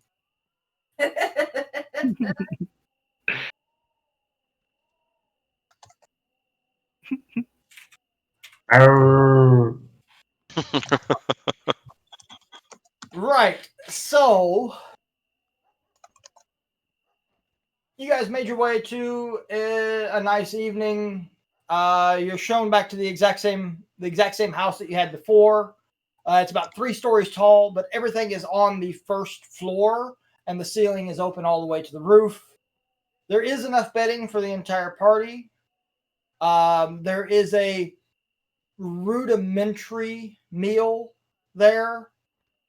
There's warm water, some fruits that have actually seen better days, and all that. There are some dried dates and things of that nature, but nothing you guys would really call a meal. But it's there. Yep. We can take a long rest yet. Well, that's just it. Do you guys have anything that you want to do for the evening? You said it was an open roof? It's not an open roof. It's a vaulted roof. It goes up 3 stories because they discovered many years ago that heat rises, and if you raise the roof by 30 feet, the heat rises up there and the bottom stays cooler. Okay. Think of walking into a cathedral or something with the big vaulted ceilings in the cathedral. Okay. It's not that ornate. It's literally just mud brick walls. Is there any way of climbing to the ceiling, to the roof? Yeah, you can get out on the roof. I mean, I'll do that for an hour. Most of the roofs are covered with skins and tarps, but there are some of them that are solid. Okay. Okay. In the immortal words of a friend of, I could do this all day. So I'm gonna go up to the roof and just sit there and stare at the sky for an hour. Okay. Looking in a south, if I can figure out which direction it is, looking towards a southwestern direction. A southwestern direction. So okay. If it's possible. Yeah, I know where you're looking at. Yeah. Except from where you are is actually more south. Just south. Oh, okay, fine. But yeah, I mean, being the nautical person that you are, finding your direction by the stars is quite easy. All right. I'll sit there for an hour, and once an hour, you decide, I'll go back and I'll go down and sleep. Okay. Anyone else? We're just going to do our mutterings tomorrow then about hopefully for the ladies and the dragonborns and all that palaver down there. Okay. And hopefully they'll be safe. All right. Anyone else? Mel will say a couple like small little prayers to the Raven Queen and then probably pass out. Okay. I'm already sleeping. Almost also already sleeping. I rolled a 3, man. All right. So all that being said, you guys can take a nice, well-deserved long rest.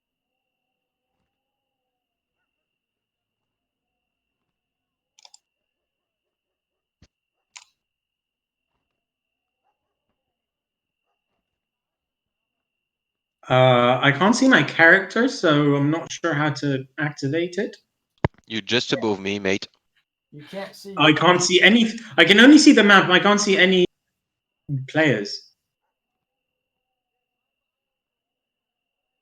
We're like, Yeah, I can see Sam indicating somewhere or the GM, but I have no visibility as to players or. really Yep. interesting. No. No, let me refresh. All right. Well, you don't really need to refresh. If you go up to the top of your screen, about the fourth in is the actors directory. Okay. If you click on that, you'll see PCs, and inside that folder, you'll find your character. All right. It's reloading. So. Oh no, he reloaded. He may never come back again. He is lost to the fates of time. Whatever shall we do? Blue dice. I'm not laughing. This happened to me twice. Cool. Cool. Cool. Cool. Cool. Cool. All right. Yeah. Was that you? 1, 2, 3, 6, 7. That's everybody. So,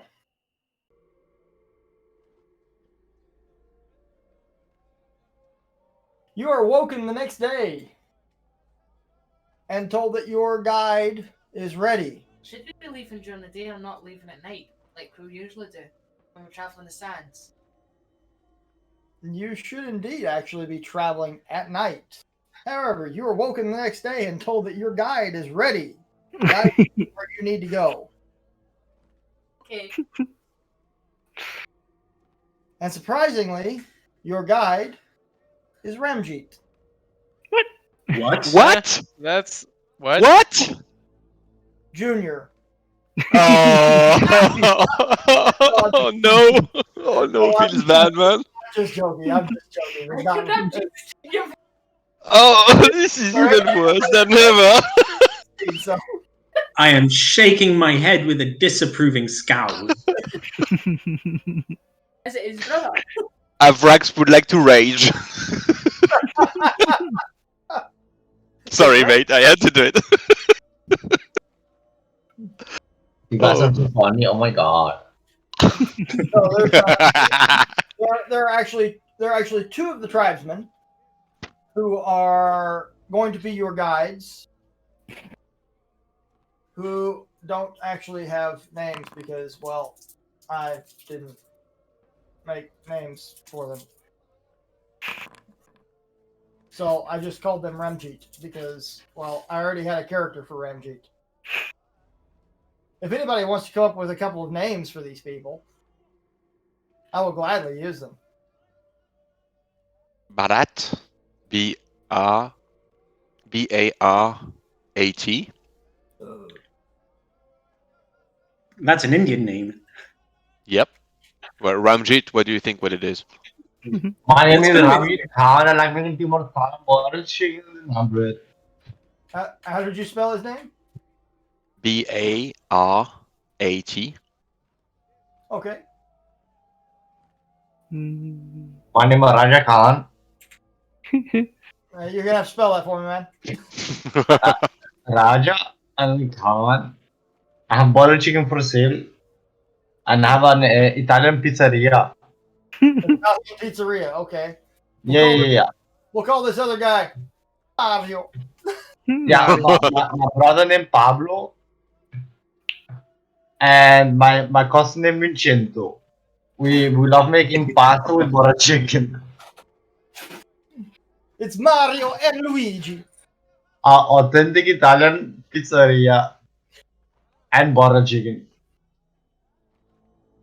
We didn't have any more pizza or pasta, so we made your delivery to a butter chicken with naan bread. Is that okay? Yeah, it's okay. It's me, Mario.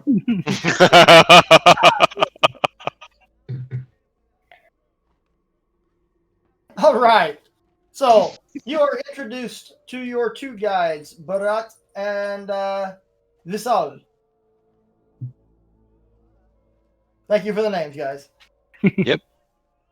And these two gentlemen are going to be your guides across the sands for the next 4 days, because that's how long it takes to travel from the hidden city of 3 tribes to the human village of World's End.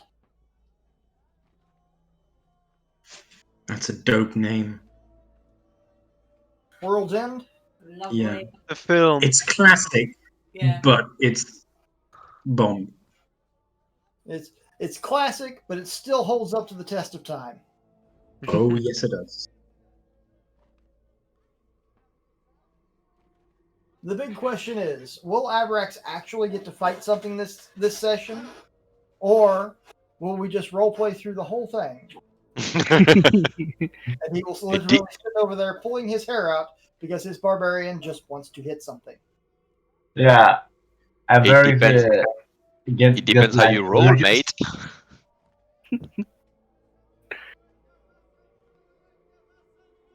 So, they once again tell you that the very best way to travel through the sands is at night. So you have the day to yourselves to do whatever you wish.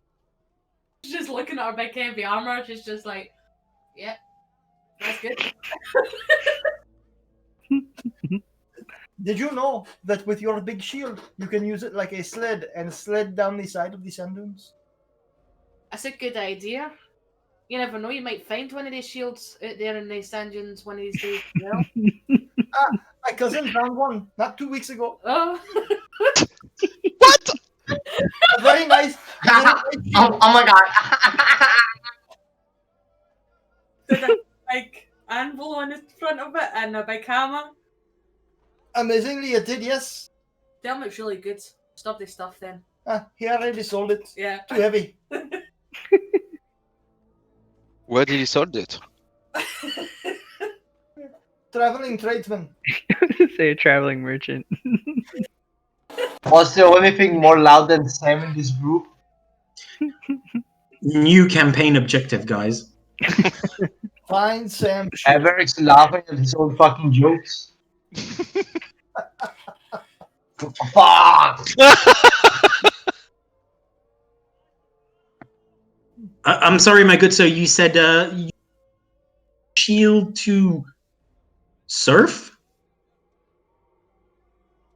Well, the sand, it likes to travel down. So if you use your shield and you sit upon it and slide down the sand dune, you sink very less. What a Edge. what a breath of the wild.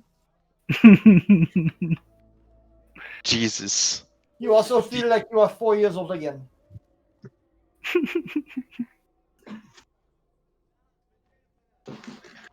Right. So you guys have the day to pretty much do whatever you want. What do you want to do? I'm gonna go surfing.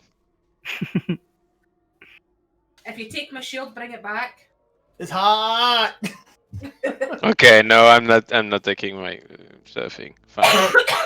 Right. So we're gonna say that you guys pass the day away. Is Tommy up doing these sewing thing? I don't know. I will work on my cloak. Stormer, are you working on your displacer cloak? I am for sure gonna do that. Oh right, I'm gonna work on the parchment on the scroll rolls for. Where is my note? I have a scroll roll to work on. Not for me on my spellbook. It's an actual scroll for. Oh, I'm looking in my notes. For Mel. Yeah, but The, I'm looking for what's the. the spell. Yeah, Oh, exactly. I'm working on the scrolls for Mel. Well, that's what I'm doing.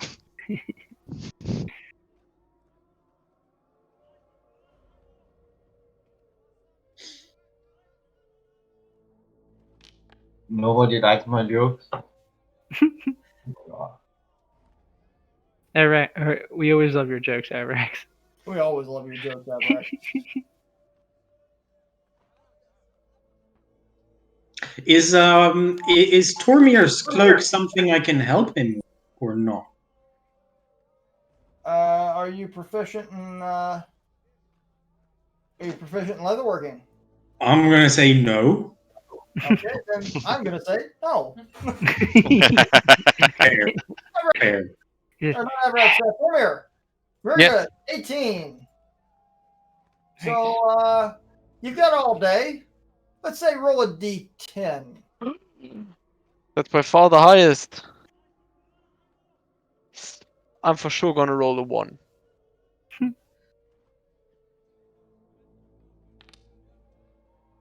Ooh. Yes. Nice. 10 hours straight. On Avrex, mine it's at 0, so 142 it's to not go. long. Avrex comes over and tries to distract you with jokes. You look up with thread and needle in your hands. I will stab you in the eye. And he goes away and you keep working. And everyone knows Tommy would. So you can take 10 hours off of the production time of your Cloak of Displacement. Nice. I'm just going to change it some of our spells a wee bit. That's what she'll do. Okay? How many hours left, Tormir? 142. Is that all? Christ. You might get That's it everything that's left. by the end of the campaign. You might actually get that done by the end of the campaign. Probably earlier.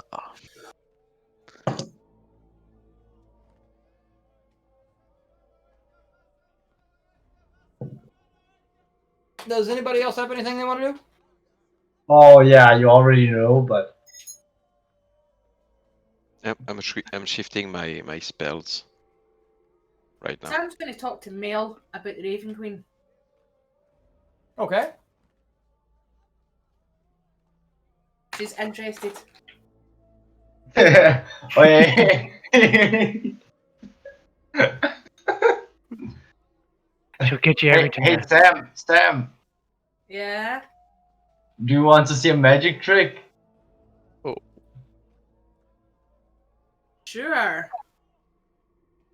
Oh, that's also performance. It must be. Oh, thank you, Mel. This better be good. Everybody makes a loud fart. Oh, jeez. He makes it the classical one, like pull the finger, and then he pulls it by himself in parts. Oh. Sam just laughs and goes, "That's a good one." Mel? Why? Why not? It gets all pieces from Oh. that one. That was a good one.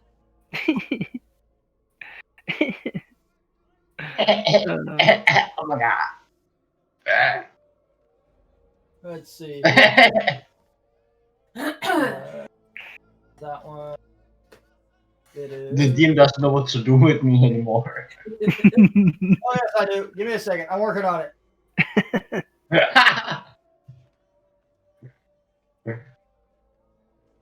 Suddenly, the sand below Irax begins to shift, and he falls waist deep into it.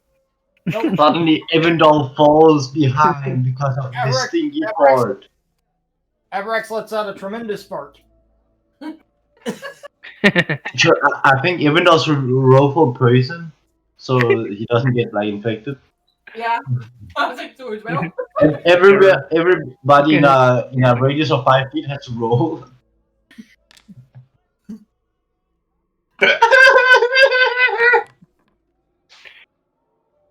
Evandal is suddenly very sick to his stomach. Knocked prone.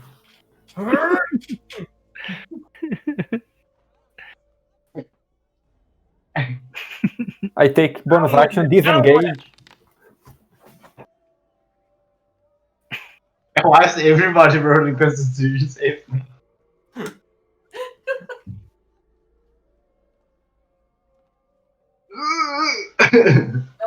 Sam's just going to come over here and speak to Mel. Just leave our bracks up there.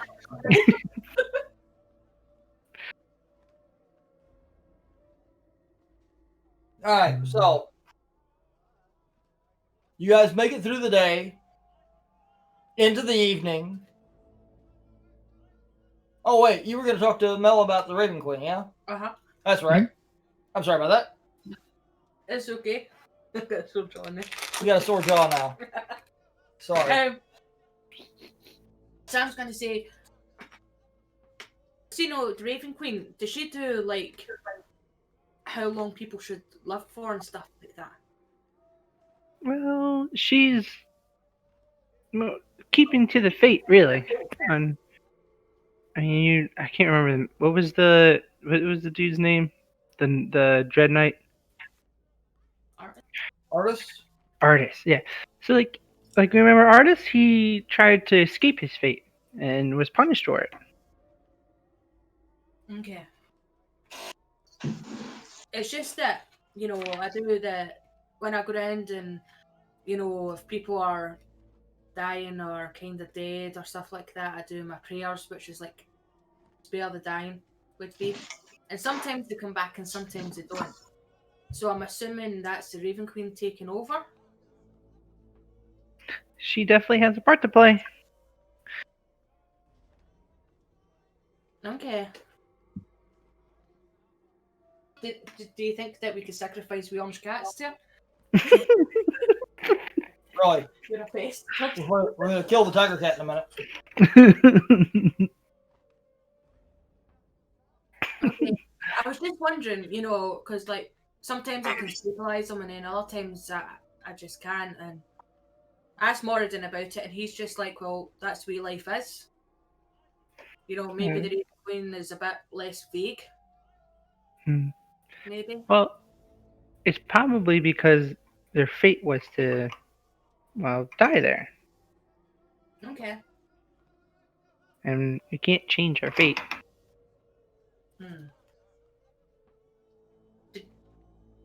Could you ever ask her about the fate of other people that you know?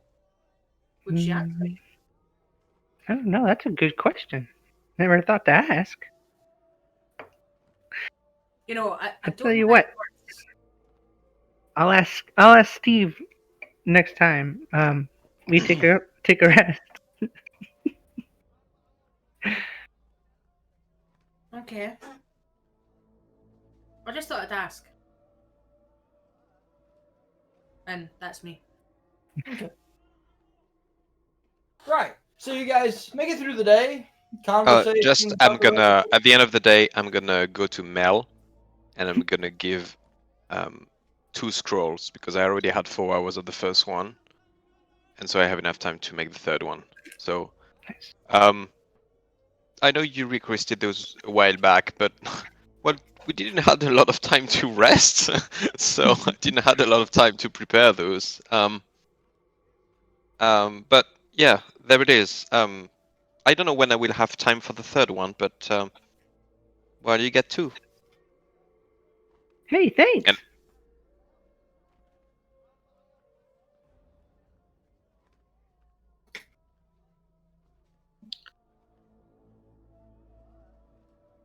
that's it. That's it. Yeah.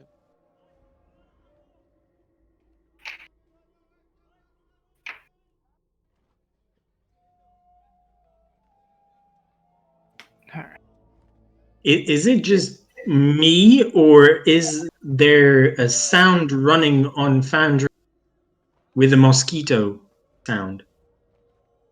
It just Everett's fart, don't worry. Okay.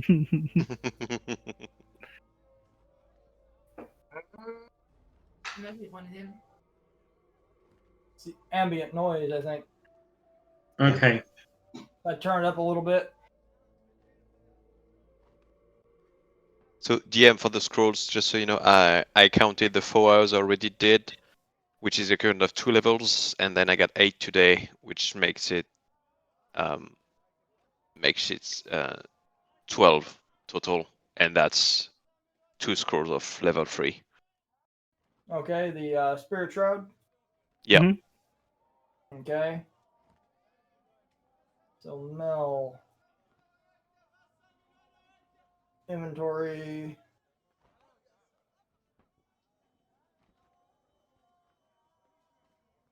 Let me figure out if I remember how to do this. I ain't done this in a while. I don't know if you can put the name of the spell on the scroll. Yeah. Oh, I can do a great many things. Okay. It's just remembering how to do it. Because in my inventory, for example, I have stuff called spell scroll and only the level written on it. And that's super fine. So, because maybe I have something similar. Silk roll, 3rd level.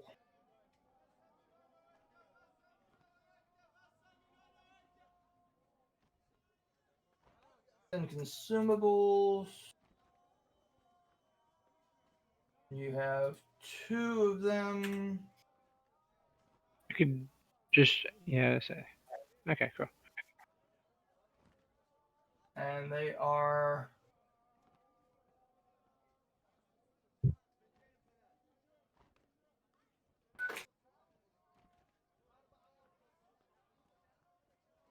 Spirit Shroud.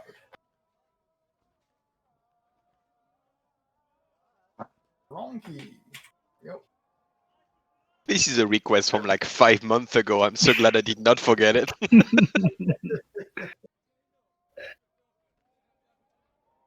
I did forget what the spell was. I knew it was level 3, but I forgot what it was though.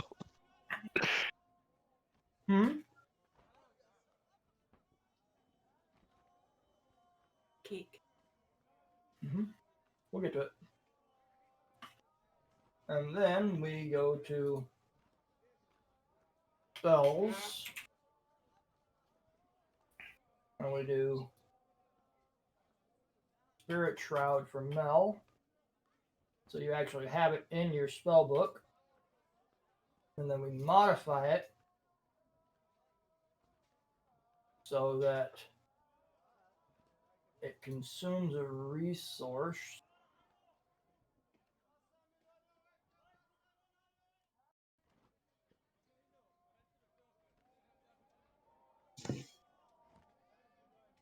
Two of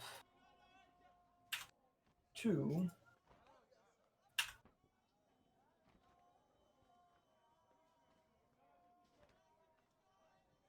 Right. There you go. Now it's all set up for you, Mel. Excellent, thank you. All right. Anything else? No? No takers? Good. We're moving on. You make it through the day. You've done your crafting of this and crafting of that and working on cloaks and making spell scrolls and napping and trying not to vomit as Avrax shits his pants.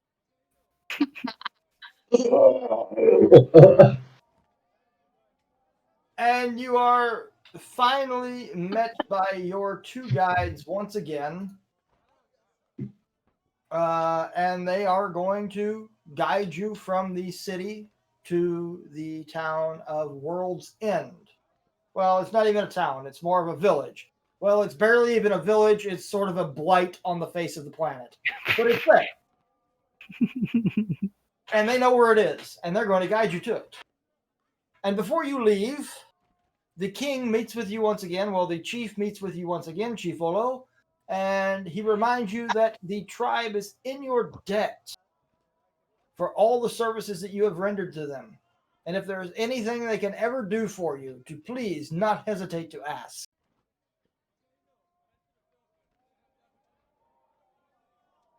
Sam is going to make a mental block on her mind that she's going to come back here and check on the ladies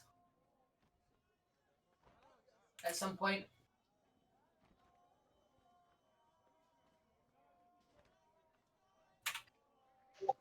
Okay. And if none of you have anything to say in return to the chief, he will wave you off and you will start out across the desert.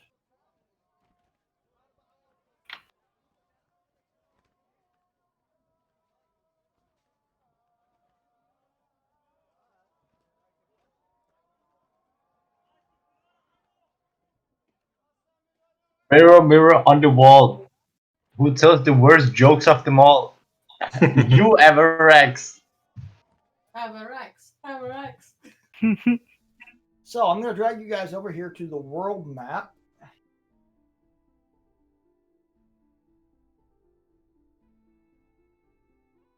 And you're going to see a few changes. Ooh. You will see places such as Fredericksburg, Amanor, the City of Three Tribes, and even World's End marked on your map.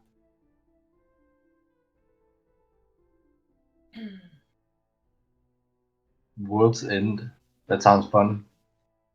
That's where you're going. Do you know there's a real place in the world called World's End? Yep. Do you know I've actually visited it? Aha. You've been in the north of the UK? Well, there's another one called World's End too. So, because I've been to the World's End bar. Oh yeah, no, it's not a bar. It's an actual location. I know there's an actual another location that's named World's End and it has a bar. No. Anyways, Raven's Peak. yep, the Raven's Peak is in there. You guys are here at the Three Tribes. And you are going from the Three Tribes to World's End.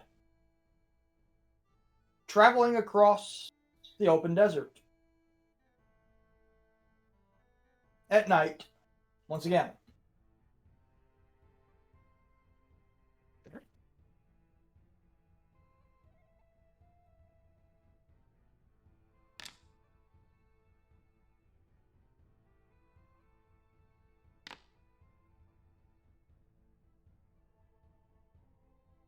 So, your two guides are guiding you.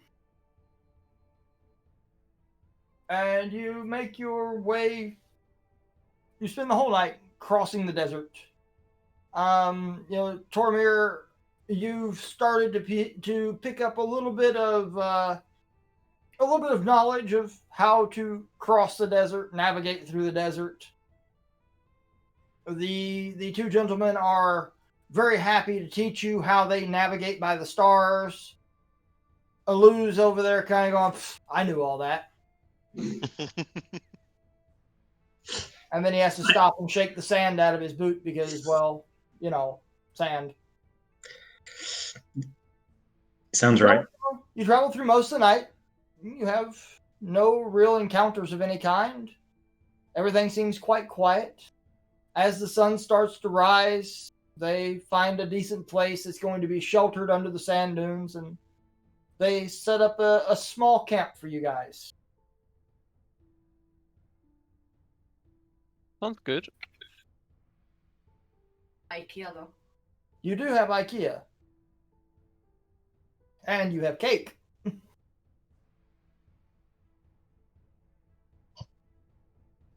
Oh my god. Both true. So, who wants to do guard duty? I can do the first one. I'll go with Tormir. Oh Jesus. Yeah, exactly, Tormir. No cape for you. No cape for you. So, Tormir's going on first guard With Avarax. with Avarax. Good luck. Sam, you take second guard. I suppose, yeah. Sam's on second guard. Anybody going to help Sam keep guard? Mel will. Sam and Mel. And your two guides will actually take third watch. I'll be with the guides. Okay. Going, but nothing to say. Evan, were you saying something? No, I was going to in the second one, but I think Mel is taken, so it's not needed. Okay. So for the first watch, let's see. Let me see if I can't put you guys on an actual map. Here we're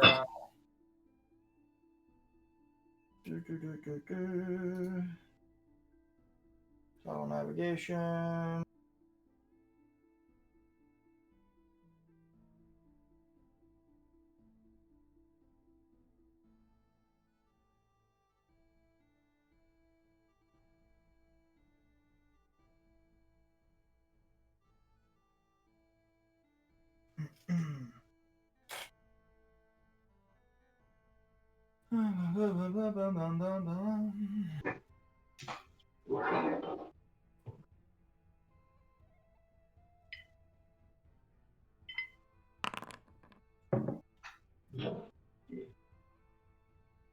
All right, so here we go. Put you guys on our favorite desert map. Look, right over here in this sand dune, that's where somebody left Sam's shield behind. Oh wait, maybe it wasn't that sand dune. Maybe it was another sand dune. I'll make a new one once we go back to Hespener. Or All some right. other dwarven So, forge. Tormir, Ebrex, you guys are on guard duty first. You guys know how this works? Perception checks. Yes. Either individual or somebody can give the other advantage.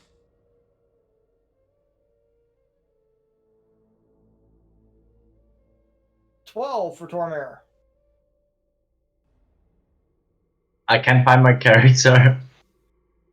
Oh, it's because That's- You're on the tent. Yeah. Yeah, but I can see a tent, and I can It's see a in red. fire, and I can see a lot of sun. He's ready to same as me. And I can see a Yeah, lot of sun dark. is red again. Now I can see something. You can Or see. perception, deception. Oh, why did it roll? Yeah. Right, so Ebrex, Tormir, you guys are keeping your guard duty. Ebrex is paying a little bit better attention than Tormir is because Tormir's constantly trying to figure out what it's going to take to get Ebrex to shut up and leave him alone for 5 minutes. Rue. Look, Tommy, I found some sand. Yeah, and Tom will take a little bit of sand and just throw it at Everex. Oh my god, now I'm wet, Tommy. Why do you do this?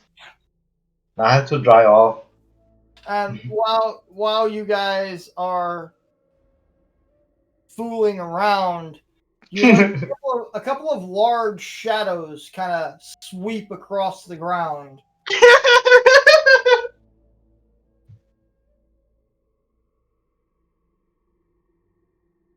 Okay.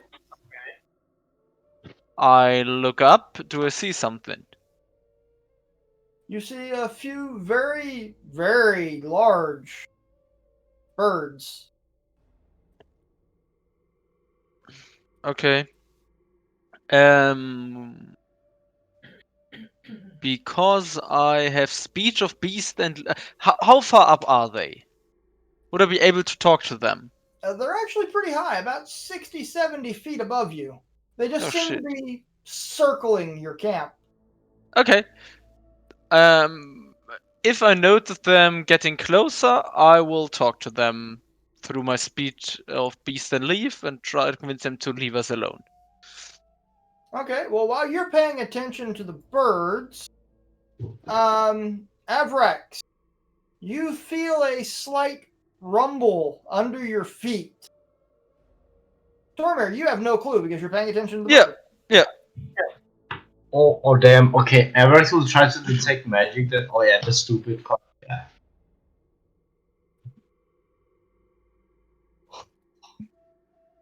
Is it a smart thing to do? I'll just light up anyways. Would I have any like kind of sense of what could happen? I mean, it feels like the earth is shaking, like you have an earthquake or something. Oh my god. Tormir, something's wrong. Yeah, it's sand. I noticed that. Thank you. I'll go over and wake Sam up, What? and then I'll tell her like something's wrong, and it's not only my tummy. Uh-huh. What do you mean it's wrong? Yeah, the Something- ground is shaking, and Tommy also feels something's wrong, but he also doesn't know what it is. What? What? What? Ugh. Oh, Jesus Christ. Okay. The sand around the tent starts to erupt with very large, pinchered, six-legged creatures crawling out of it and coming after you. I was still sleeping. Is this dreaming? You wish you were dreaming. And I would like for everybody to please roll for initiative. Oh, look, it's my zodiac sign. My zodiac sign. Mine's too. Let's go! Now we're all going to die. I can't even find myself. Oh, there we are. What are we doing here? Oh, yeah. But, oh, I was definitely half sleeping. Oh, congratulations, Sam. Thank you, Avrex. Oh. I almost got the same as you. Avarex is very bad at counting, by the way, if somebody didn't notice.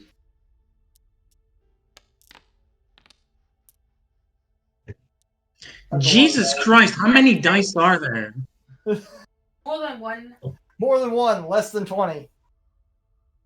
I don't know, Avarex can count so high. He has like 25 fingers, I think. Prove it. I can put 4 fingers, maybe. Can I remove the dice? I can see it. They'll go away in a second. Okay, there's a spell I wanted to try on them because I hadn't the opportunity, so I'm so gonna do that. I'm gonna cast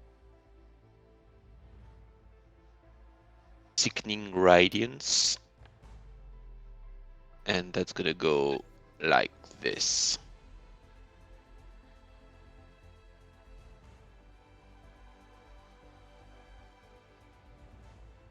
Okay. So on a fail save, they basically have 4d10 of Radiant and 1 level of Exhaustion. Okay. And Well, the vulture is actually about 60 feet in the air. right, yeah, that's fine. He won't be affected. It's only going to be the scorpion. Yeah.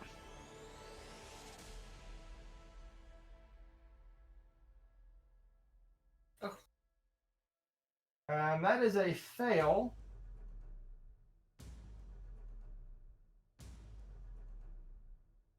And it's a concentration spell for 10 minutes. Okay. 40-10 radiant damage, suffer 1 level exhaustion, and emit a dim greenish light in 5 feet radius. Makes it impossible to retreat benefit. Okay. So any creature that moves in there, and it's the first time they start their turn in there, it's gonna trigger again. Alright. Evandal.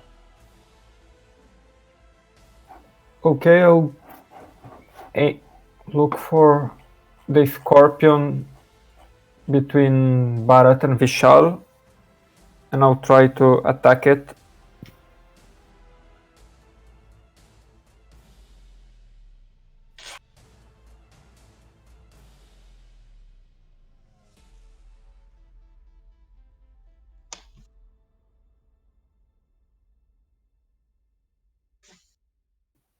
First one. Oh, okay. Hits. That is a hit. Okay, second one I forgot to enable the sneak strike, so I'll try the second one.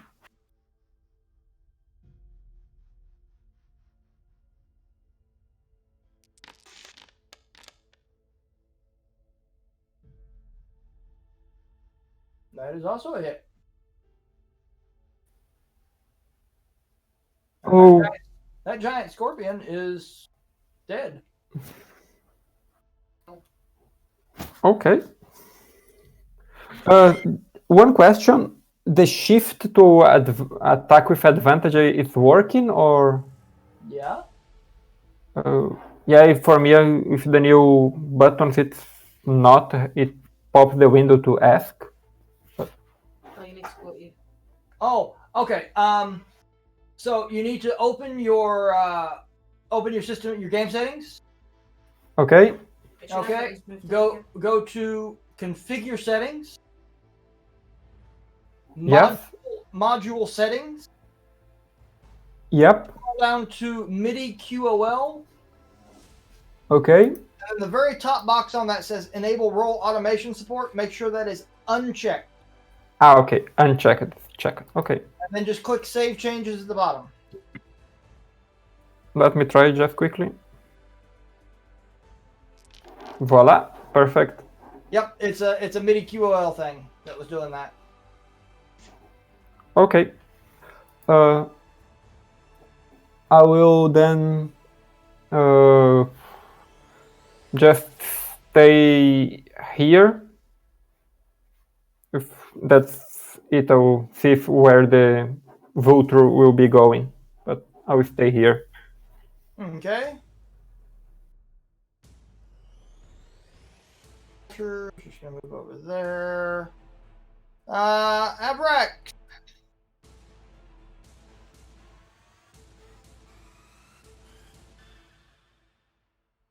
Abrax, you're muted. Did Nobody liked my joke.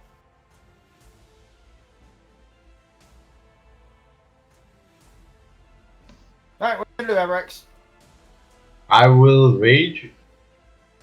You will rage, okay?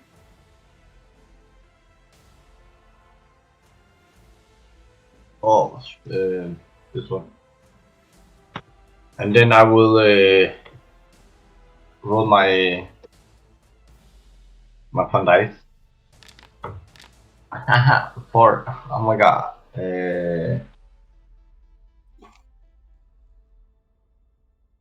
Oh. So you rolled a 4. Arcade energy enshrouds you until your range ends. You gain a +2 bonus to AC. And whenever a creature within 10 feet of you hits you with an attack, the creature takes force damage equal to your Constitution modifier. So your AC is currently 17. The modifier is it without the proficiency? What's that? The modifier is without the proficiency, right? Yeah, it's without the proficiency bonus. Okay. And then I will swing hard, and then I will double chop the scorpion in front of me. This guy.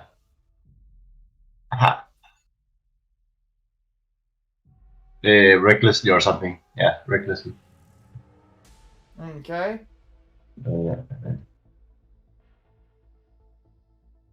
Like this.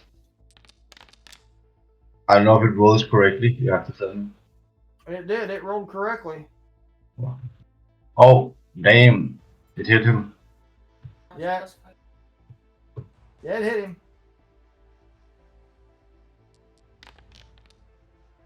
Ah, damn it. That doesn't hit him. Reckless crit weapon master. That was my turn. Okay. Nice.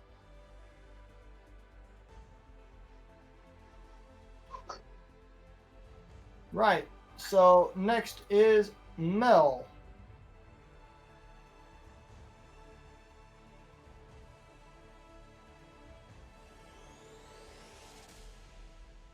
Mel.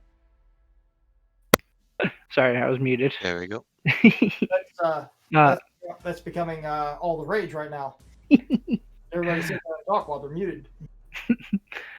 So Mel will run her hand over Frost Reaver, like sheath it in this,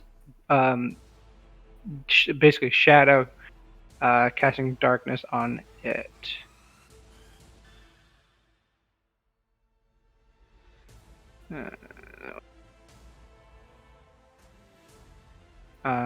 There's Darkness. so yeah. What are you casting darkness on yourself? It's on Frost Reaver, so it'll walk. So it'll go with me because I don't think I can just cast it on myself and have it follow me. I mean, I guess it doesn't necessarily specify that. Darkness. It says a point you choose is on an object. Level spell darkness.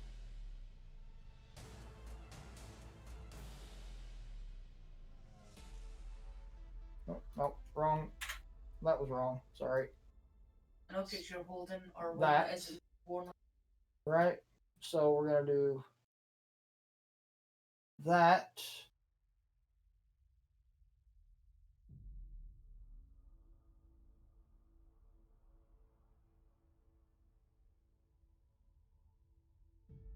Okay. Oh, that's cool.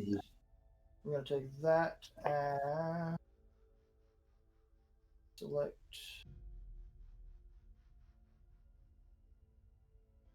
this.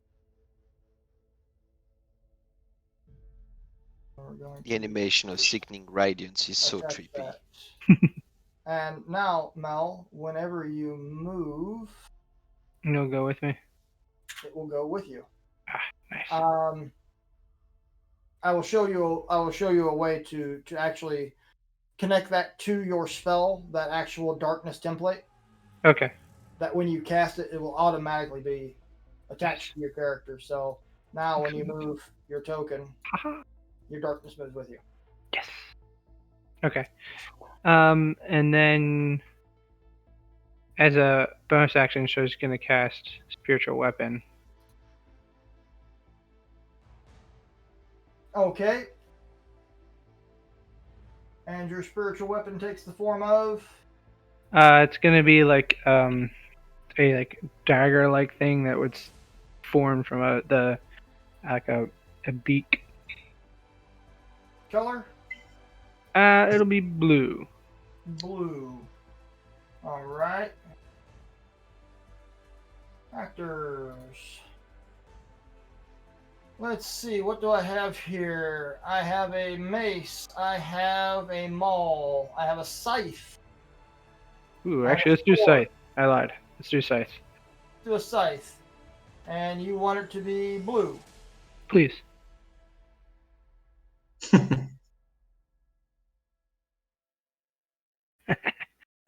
Oh, sick.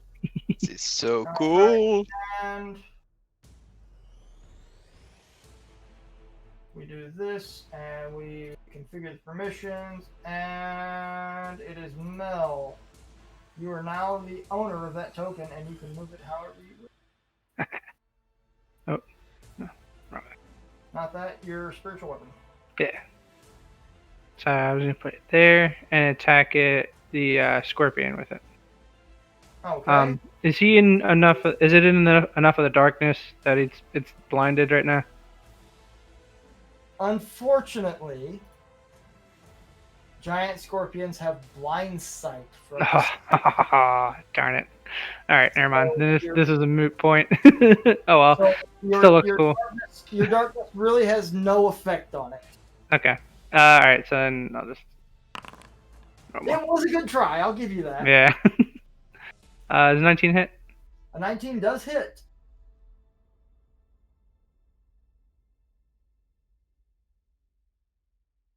And that will be her turn. Okay. And unfortunately, Sam, you and Avrax and Alu are blind right this second. Yeah. And this is magical darkness, right? I was blind anyways. It is magical darkness. Dark vision gives you absolutely no help whatsoever. Yeah.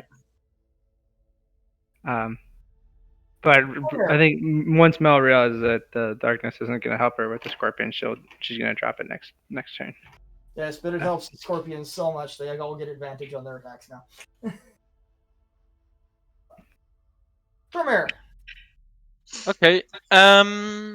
Would you allow me to use my action to use my speech of beast and leaf to talk, or at least try to talk to all the animals? I don't think it would allow you to speak to all of the animals. It is. You have the ability to communicate in a limited manner with beasts and plants. They can understand the meaning of your words, though you have no special ability to understand them in return. You have advantage on all charisma checks you make to influence them. It's a passive ability, no active. Right. But I don't know that you would be able to speak with all of them at once. Okay. But yeah, I'll let you use your action to try and talk to the scorpion. Yeah, then I am gonna talk to the scorpion next to Mel's spirit weapon. Okay. And try and convince him to flee, because they don't need to die here.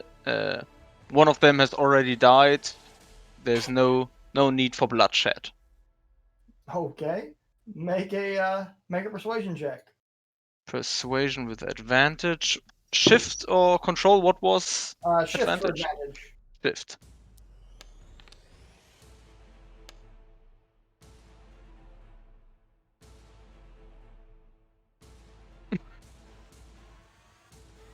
Yeah, he's pretty well convinced. Okay, that's my turn. Tommy will not attack. All right.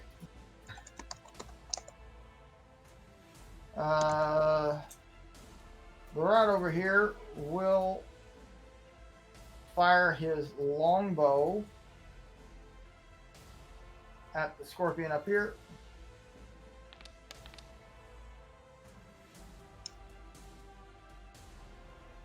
And that is a miss, and the second shot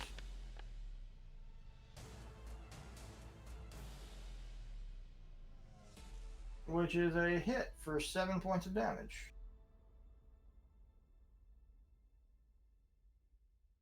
Giant scorpion number 3 is just going to back away. Hello. To move out, is it a random D8? If I want to move in magical darkness, do I know which way to go, or do I roll a D8? I mean, you're right at the edge. You would be able to just step out. Okay. Step diagonally, and I will try to shoot this this here fella. Okay. Do I see part of him sticking out of the darkness or not? You do see part of him sticking out. Okay. You said to target someone, it's click on the target and press T? Nope, just push your mouse over top of it and hit T. You don't have to click on anything, just hold your cursor over top of it. Okay. And crossbow. Attack number 1. Normal.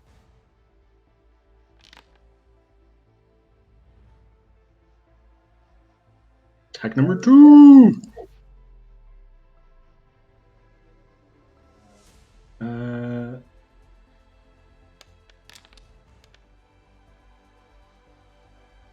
That is also a hit. Well, bonus action, shoot again. Go, go, go.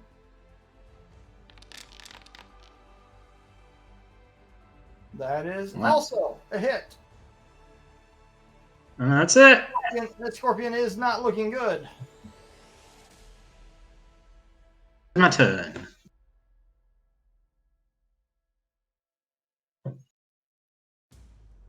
Okay. So Vishal is taking aim at one of the giant vultures, and he's going to shoot at the vulture with his longbow.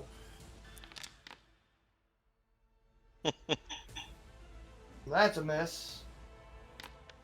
And the second shot is also a miss. That was almost a 20. This giant scorpion. He took his damage.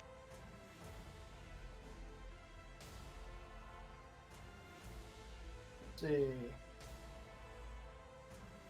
was 21. Yep. He's going to move up to there. And he is going to, let's see, he's going to attack Avrax with advantage. Oh my god, really? Out of all these people, why choose the he one with most health? I don't Right. think he has advantage because of Sickening Radiance. No? Oh no, he's only one level of exertion. Never mind.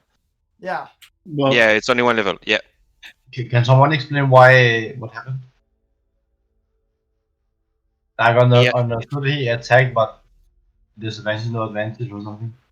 No, he has advantage. Yeah. So he has advantage because you're blind. Okay. You can't see it coming. And you also attacked recklessly, right? Yeah, I attack recklessly. Yes. So that also gives him advantage. Okay. Yeah, I give it.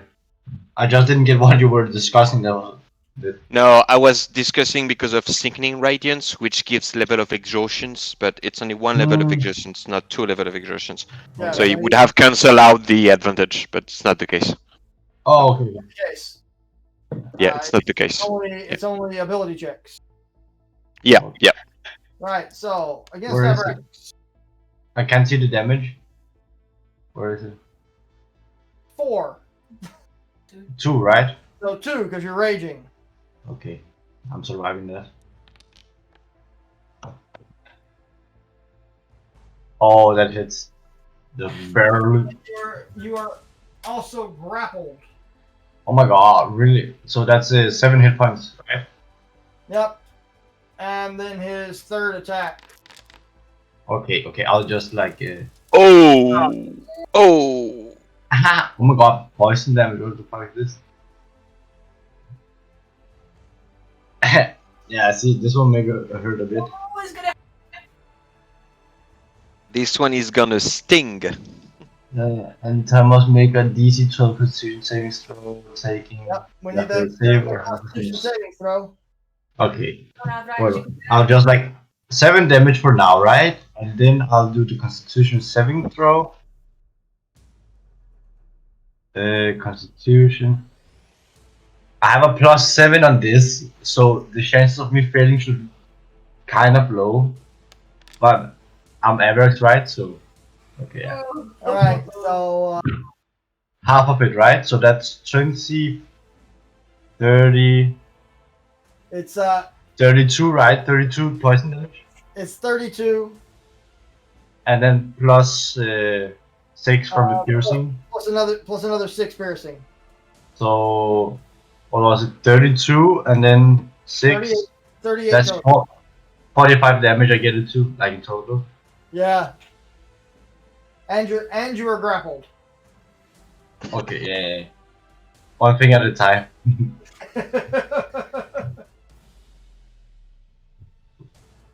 Okay. Now I wrote it.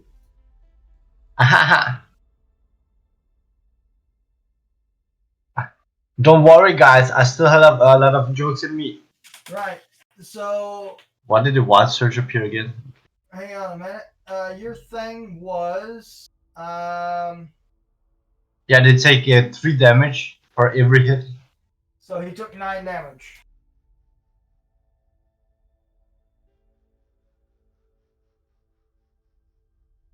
All right. Ooh. He didn't die before this thing, right? Yeah, no, he didn't die. Okay. So this other giant scorpion is going to move in this way, and he is going to make one attack at Mel, but not at advantage because Mel can see.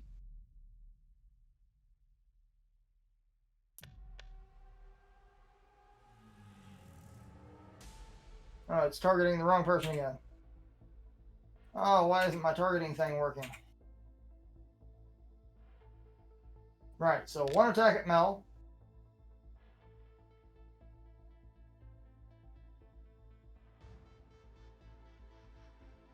One attack at Sam at advantage. That one misses. And then because it found Mel the easier target, it's going to try and sting Mel. Clunk, clunk. No.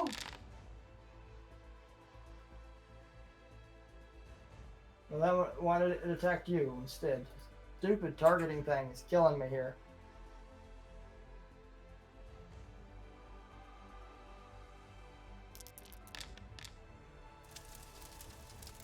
Uh-huh.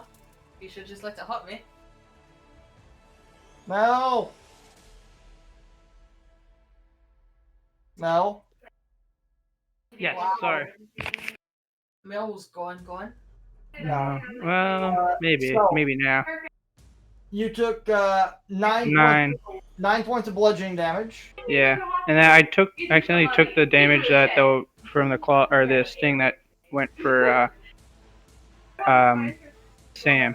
So I gotta put that back. Oh, did you take that one? Yeah. Okay, never mind then. Well, I'll let you keep that one. Okay. Still alive then. Did you make the Constitution savings throw for the poison damage though? No, I'm doing it now.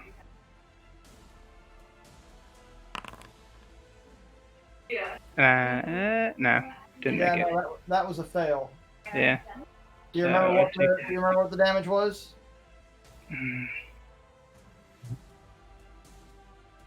No, but I took it anyway, Okay. regardless, because I'm at 49 of 83 now, so Okay. about halfway down. Sam. Sam can't see nothing. Sam can't see anything, no. Does she have a Maybe it's rough because of the fart that stings her eyes. Pretty much, yeah. That black fog that's rolling out of your ass. Does she have a rough idea where that big scorpion, since it tried to claw? You do, and you can try and attack it, but you will be at disadvantage. Okay. I'm gonna try and... She's gonna close her eyes because she can't see anything anyway and try and listen for it, and she's gonna try and attack with her Fist of Moradin. Okay? Okay. No! Yeah, that is a miss. Okay. How do I get out from this darkness? Am I able to walk out it because it's in pitch blackness, or is it a different action for this one? You have to guess at a direction because you're so deep in there. So roll a d8.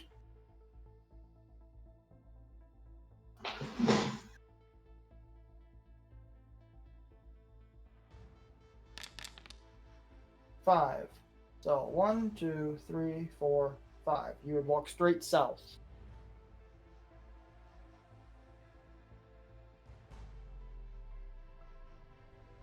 How far can I go? I mean, you have your full movement, but remember, you will invoke an attack of opportunity. You move out of range with that scorpion. I realize I'm... Nope, you do not realize that. So I don't know what it is. So I'm going to try and step away slowly. Ugh. So Yep, I'll take it. that's to you.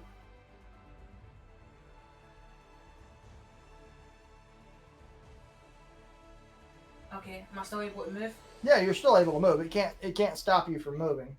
Do I see her scythe flowing about beside me? Nope, you are blind. Okay, I'm stumbling about. That's as far as I'm going. I've just been sideswiped. I think I moved a bit. Okay. And that's going to be me. Right. Back to the top of the match. Slivic. That didn't work as well as I thought. That's okay. I'm gonna cast Fireball because I can.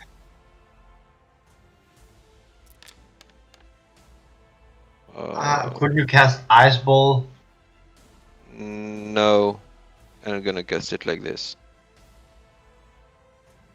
Okay. So I'm shooting at the at the vulture, right? So So you're specifically shooting at that vulture that's 60 feet in the air? yeah.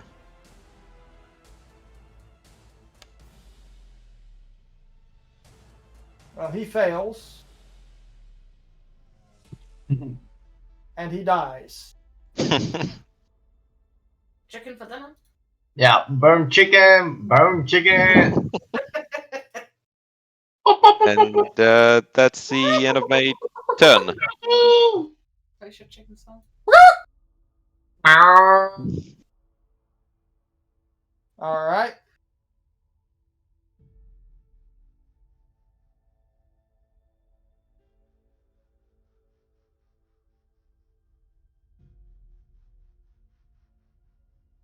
For some reason it jumped all the way to the bottom. Evandal. From where I am, I can only see the darkness in there, so not so much. I'll just shout then, like, what's going on? Is everybody okay? And I'll take my bow and prepare if something comes out of the darkness of the giant scorpions, I'll shoot. Okay.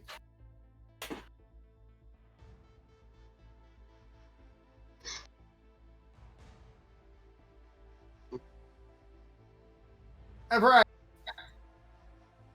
You are grappled, but you are blind. But I'm still able to tell jokes. You are still able to tell jokes. Come on. I know the scorpion wouldn't understand you, right? That's who he's trying to hit. So if you attack recklessly, it will be a normal roll to negate the disadvantage. Or you can make a strength check to try and escape the grapple. And I become blind by exiting the circle, which I don't know how to exit, right? You're blind because you're in the circle. Yeah. But Everett wouldn't know that he has to leave the circle to unblind himself. Well, right now you can't go anywhere because you're grappled. Okay, we do the strength check and then is it the ability check or saving throw? For the strength save, Yeah. it is athletics. Oh. Athletics. That's good. Yeah. Yeah, that's cool. You are no longer grappled. Okay. But And then it is your action to try and break the grapple. yeah, but I can still move, right? You can still move. Okay. Remember, Oh. you move out of range, you will invoke an attack of opportunity. Okay. And that's from either of the scorpions, right? Right. Well, I think the one has already. No, we started a new round, didn't we? Sam was last. Yeah. Yeah, it would be either or both, depending on which way you move. Oh. Okay, I would move anyways here. Okay. Do they have 5 feet in range? For their claw attack, yes. For the sting, Okay, yeah, yeah. no, So it's 5 foot. Yeah, it's 5 foot. 5 foot. Everything's 5 foot. okay. So you are technically still in range of both. Yeah. Now I am. I'm just thinking if I should go one square more out.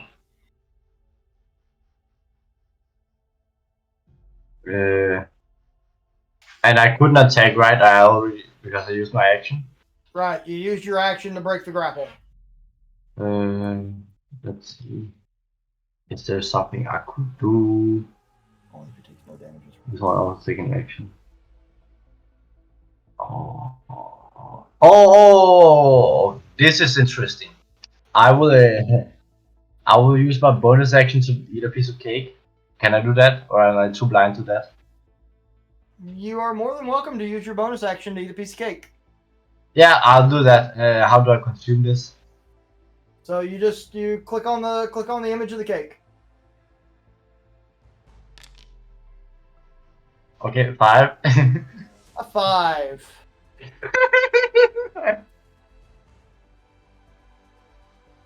Let me bring up my list.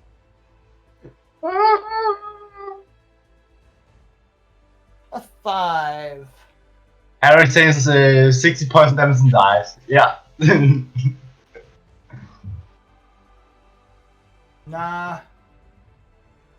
Let's see. Where is the spell? Where is the spell? Items, races, spells.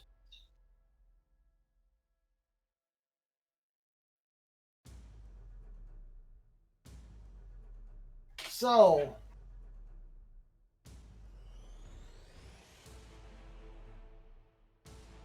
you suddenly feel very brave.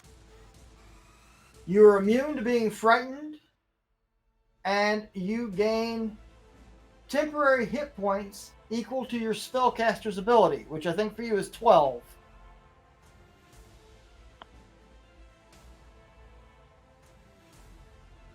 Is it the spell DC? Yeah.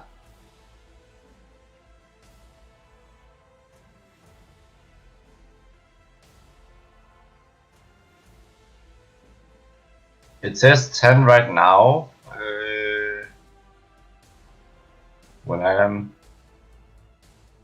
Uh, I thought it was 8 plus his. Oh, now it says 14. I don't know why. It says 14. 14. It said 10 before, but it says 14 now. So I get the 14 temporary hit point. Okay. You have 14 temporary hit points. And I feel very brave, so I can be. Okay. Okay. Can I do it? Okay.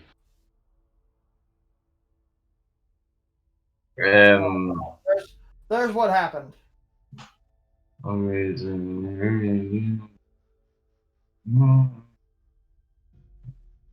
At the start of each of its turns. Mm-hmm.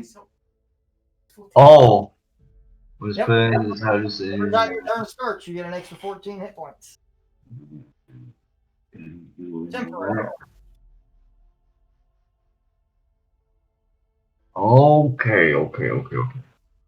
I will stay where I am. Okay.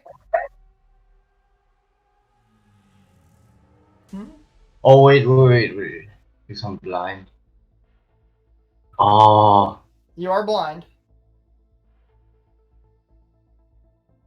Yeah, so he would get an advantage on me, right? Yeah, he still has advantages on attacks against you. Because I'm blind, even though he's in the ring. Right. He has blind sight. Oh, okay. But okay.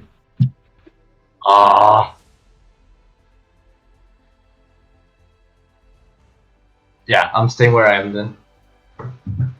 All right. Mel. Okay. Mel is gonna use her bonus action to move this spiritual weapon over and attack this scorpion. All right.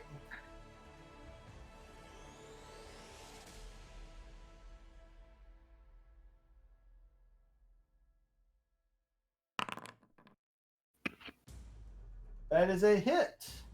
All right. And that scorpion falls. Nice. It only had 2 hit points. Okay. Who did a number on it? It only had 2 hit points. And then for her main action, she's gonna cast Cure Wounds on herself. Okay. We'll do that second.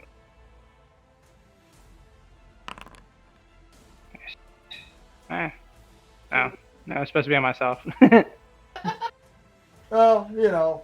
I brought the scorpion back. No. And she'll move. Actually,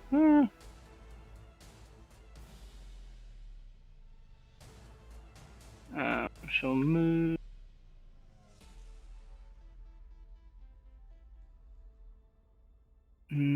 Actually, never mind. She'll stay where she is. I lied.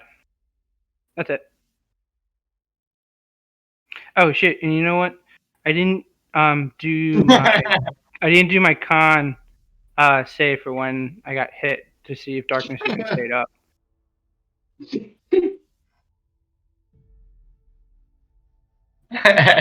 Hold on. You know it's right.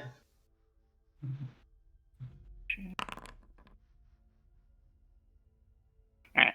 The 10. I forgot to take darkness down, and I think it would have stayed up. Yeah, I think it would have stayed up too. Okay. So sorry guys, still up. That's alright. Alright, is that your turn? Mm-hmm.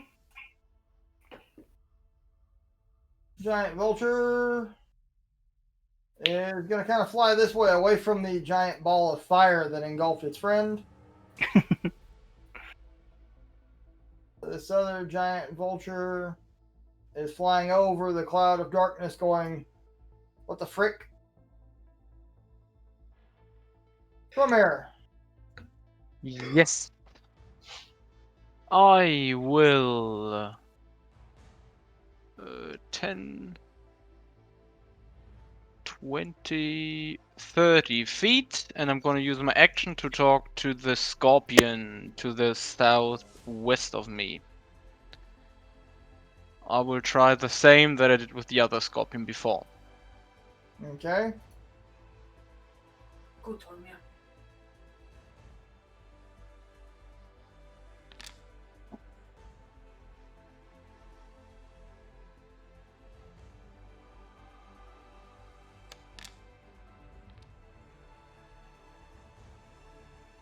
Okay. And that's my turn.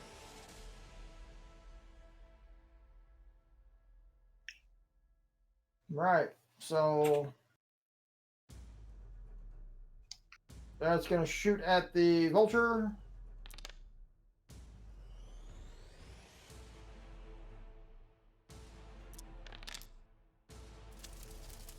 Nice. He's doing well. Barat.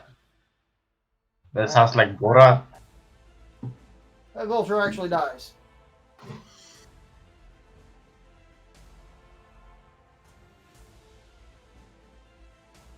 So, giant scorpion number 3 is still backing away and is far enough away to no longer be a combatant.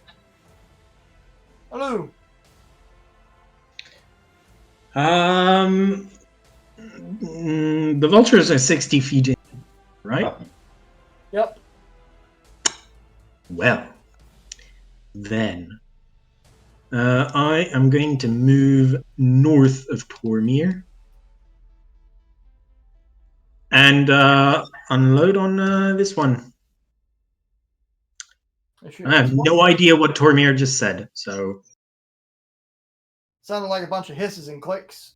exactly.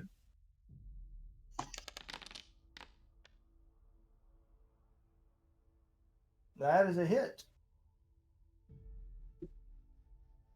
Second attack.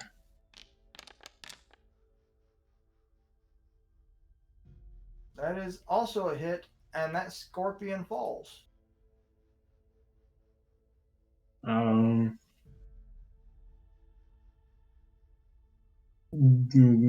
Okay, bonus action.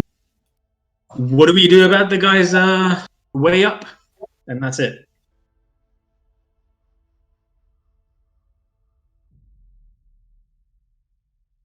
Okay. So this guy's going to shoot at a vulture again. He may be a good guy, but he is a lousy shot. The giant vultures are just sort of flying in a wider circle. Sam. Sam's still trying to work away out the darkness. So, I'd 1d8. Yeah. 3. You would move directly to your right. So I can see now. You can see now. You're outside of the darkness. See.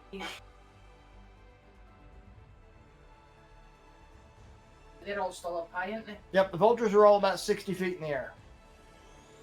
Okay. So, how much did I work? 10? 15, 20. Just going to stand about here just to see what's happening. And that's been me. Alright. She's looking about to see if anybody looks a bit sickly. Okay. Start of the next round. Slivik, are you going to do anything else? Can I just... I'm gonna. more than just in case.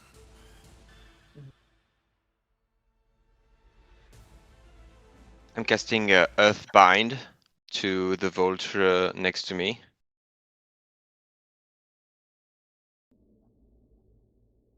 So if a flying creature, its speed reduced to 0, and he falls without taking full damage, but he falls 60 feet per round until he reaches the ground.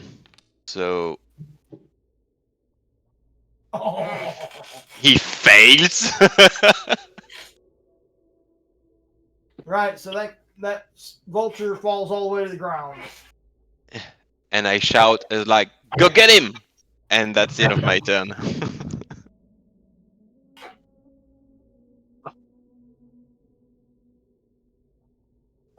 Since that is a second concentration spell, that means you Yeah, Sickening Radiance, yeah, fell. Yeah, absolutely.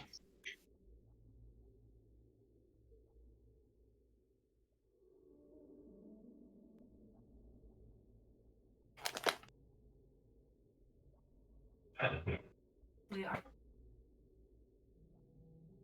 Okay. So Evandel. I would still. I cannot see inside the circle. I don't know if they are dead or alive. The scorpions are still. No, but you watch this vulture just fall to the ground. Okay, It's not dead, but it is on the ground. but yeah, but from what I saw, the vultures were not attacking. They are waiting for stuff to die, right? They're not. Pretty much. They were scavenging. So yeah, so I'll not attack. I'll still be waiting for the darkness. Waiting with the short bow then. Okay. And that's it.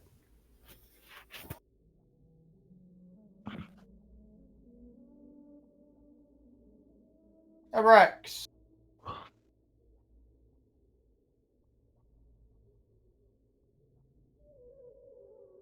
I will work after circle over here, and then now I can see something, right? Maybe. You can see, yes, but there's nothing to hit unless you want to hit Tormir. Or Then I will press.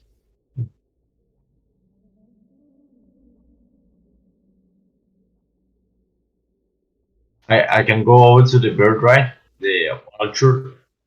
that vulture is dead. No, this one. The one on the ground. This one, yeah. That is 55 feet. Oh, So you I do just that. need to get in range of it. You I do have that. 50 feet of movement towards that. I'll just do like this.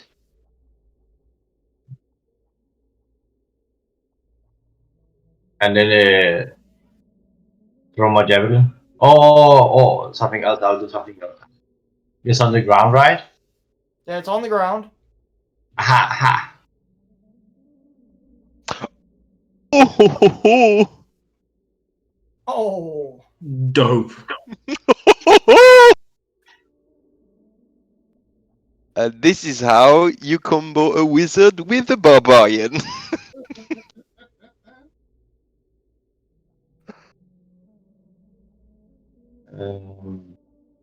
so I'm if level you, 9, so it's 3d6. 3d6, yeah. if you click on that out of your actual weapons, out of your inventory,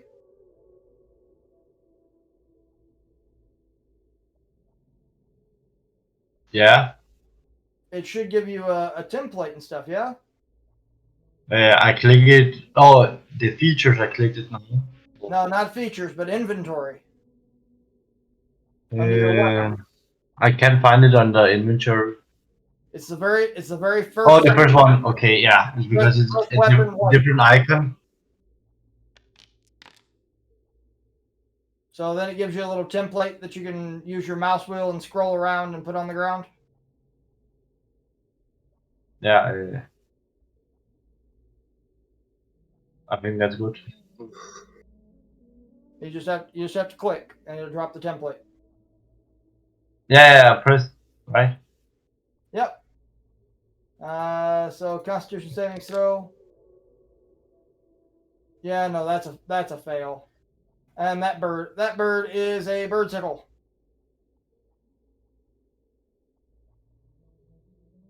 Winner, chicken dinner.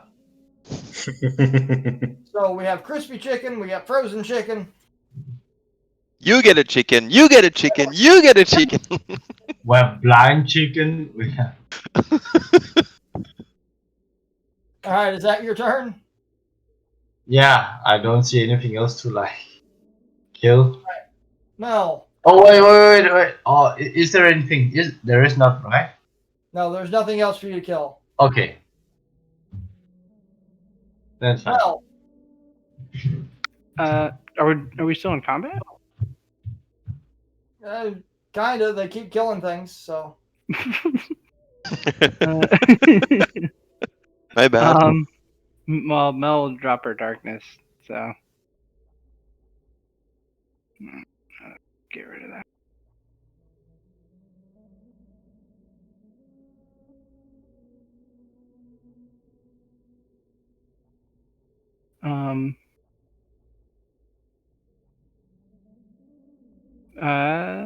I guess Mel will look for. We'll see what else might be around. So she'll go this way. Yeah, I'm trying to get rid of your template.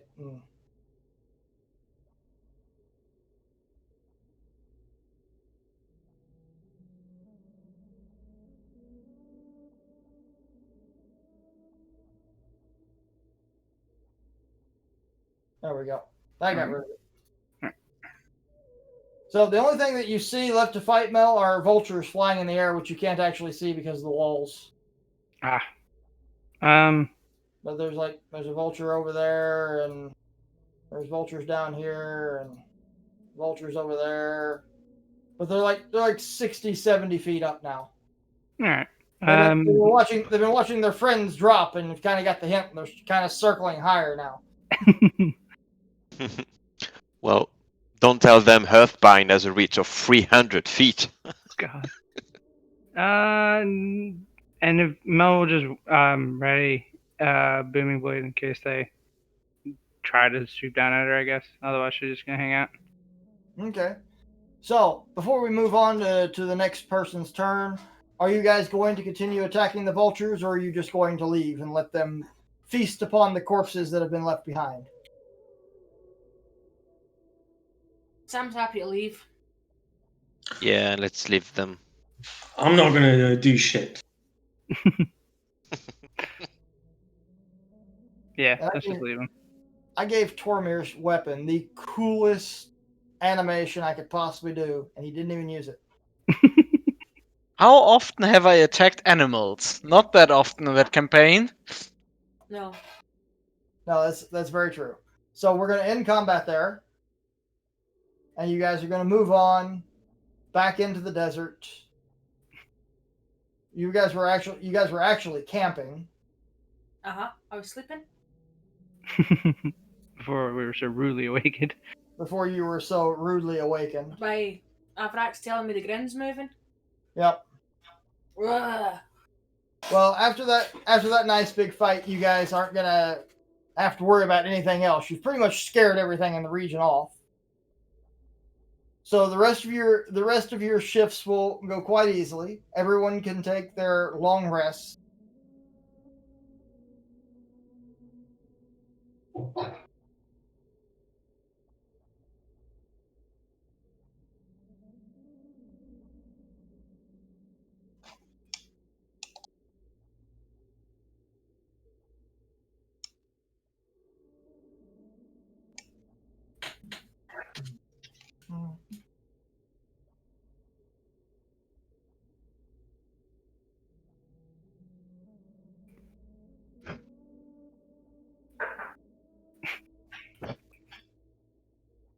Right. So the next couple of days pass fairly uneventfully. It's very hot. It's very miserable. But in the end, you guys are actually able to make it to the small port village of World's End. And when I say small port village, I mean it's small.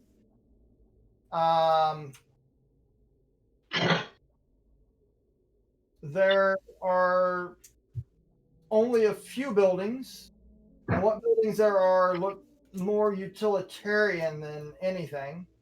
There are several places that are considered homes, I suppose you would call them, where the folk live. But what you do see is a very large port area with several very good sized ships, and amazingly one very large ship that looks quite out of place in such a small fishing town. Your two guides guide you into the town and to a tavern where they have both frequented before. And this is where they leave you and wish you good fortune and good luck with continuing your quest.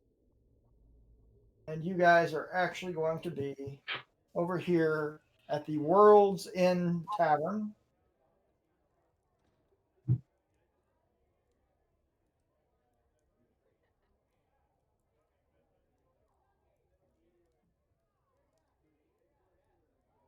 And before we go any further, I think, my friends, that is where we are going to call it a session. Okay. All right. It's so exciting. Closer. You are indeed getting closer to. You know, how long's it been since we've been going to Highwood? At least 2 months? Something like that. Yeah. Longer? Tormir, fire Yes. your freaking bow just so everybody can see it. Okay. Target Avrax, fire your bow at him. Here he is. What?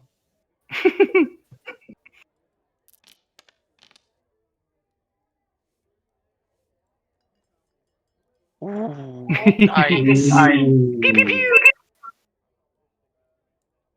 See, I gave it the coolest animation.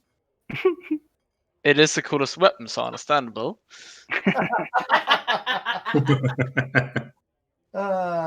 Basically, Well, the only people There's on, literally a divine dragon inside of my bow, so the only people on Twitch right now, I believe, are us. But I'll say goodbye to Twitch anyways. Bye. Thank anybody who comes and actually watches the stream after, because the stream will be there for a couple of days. And thank anybody that comes and watches it on YouTube, because it will be there in 2 days. okay, bye. Bye, y'all. bye. See ya. guys.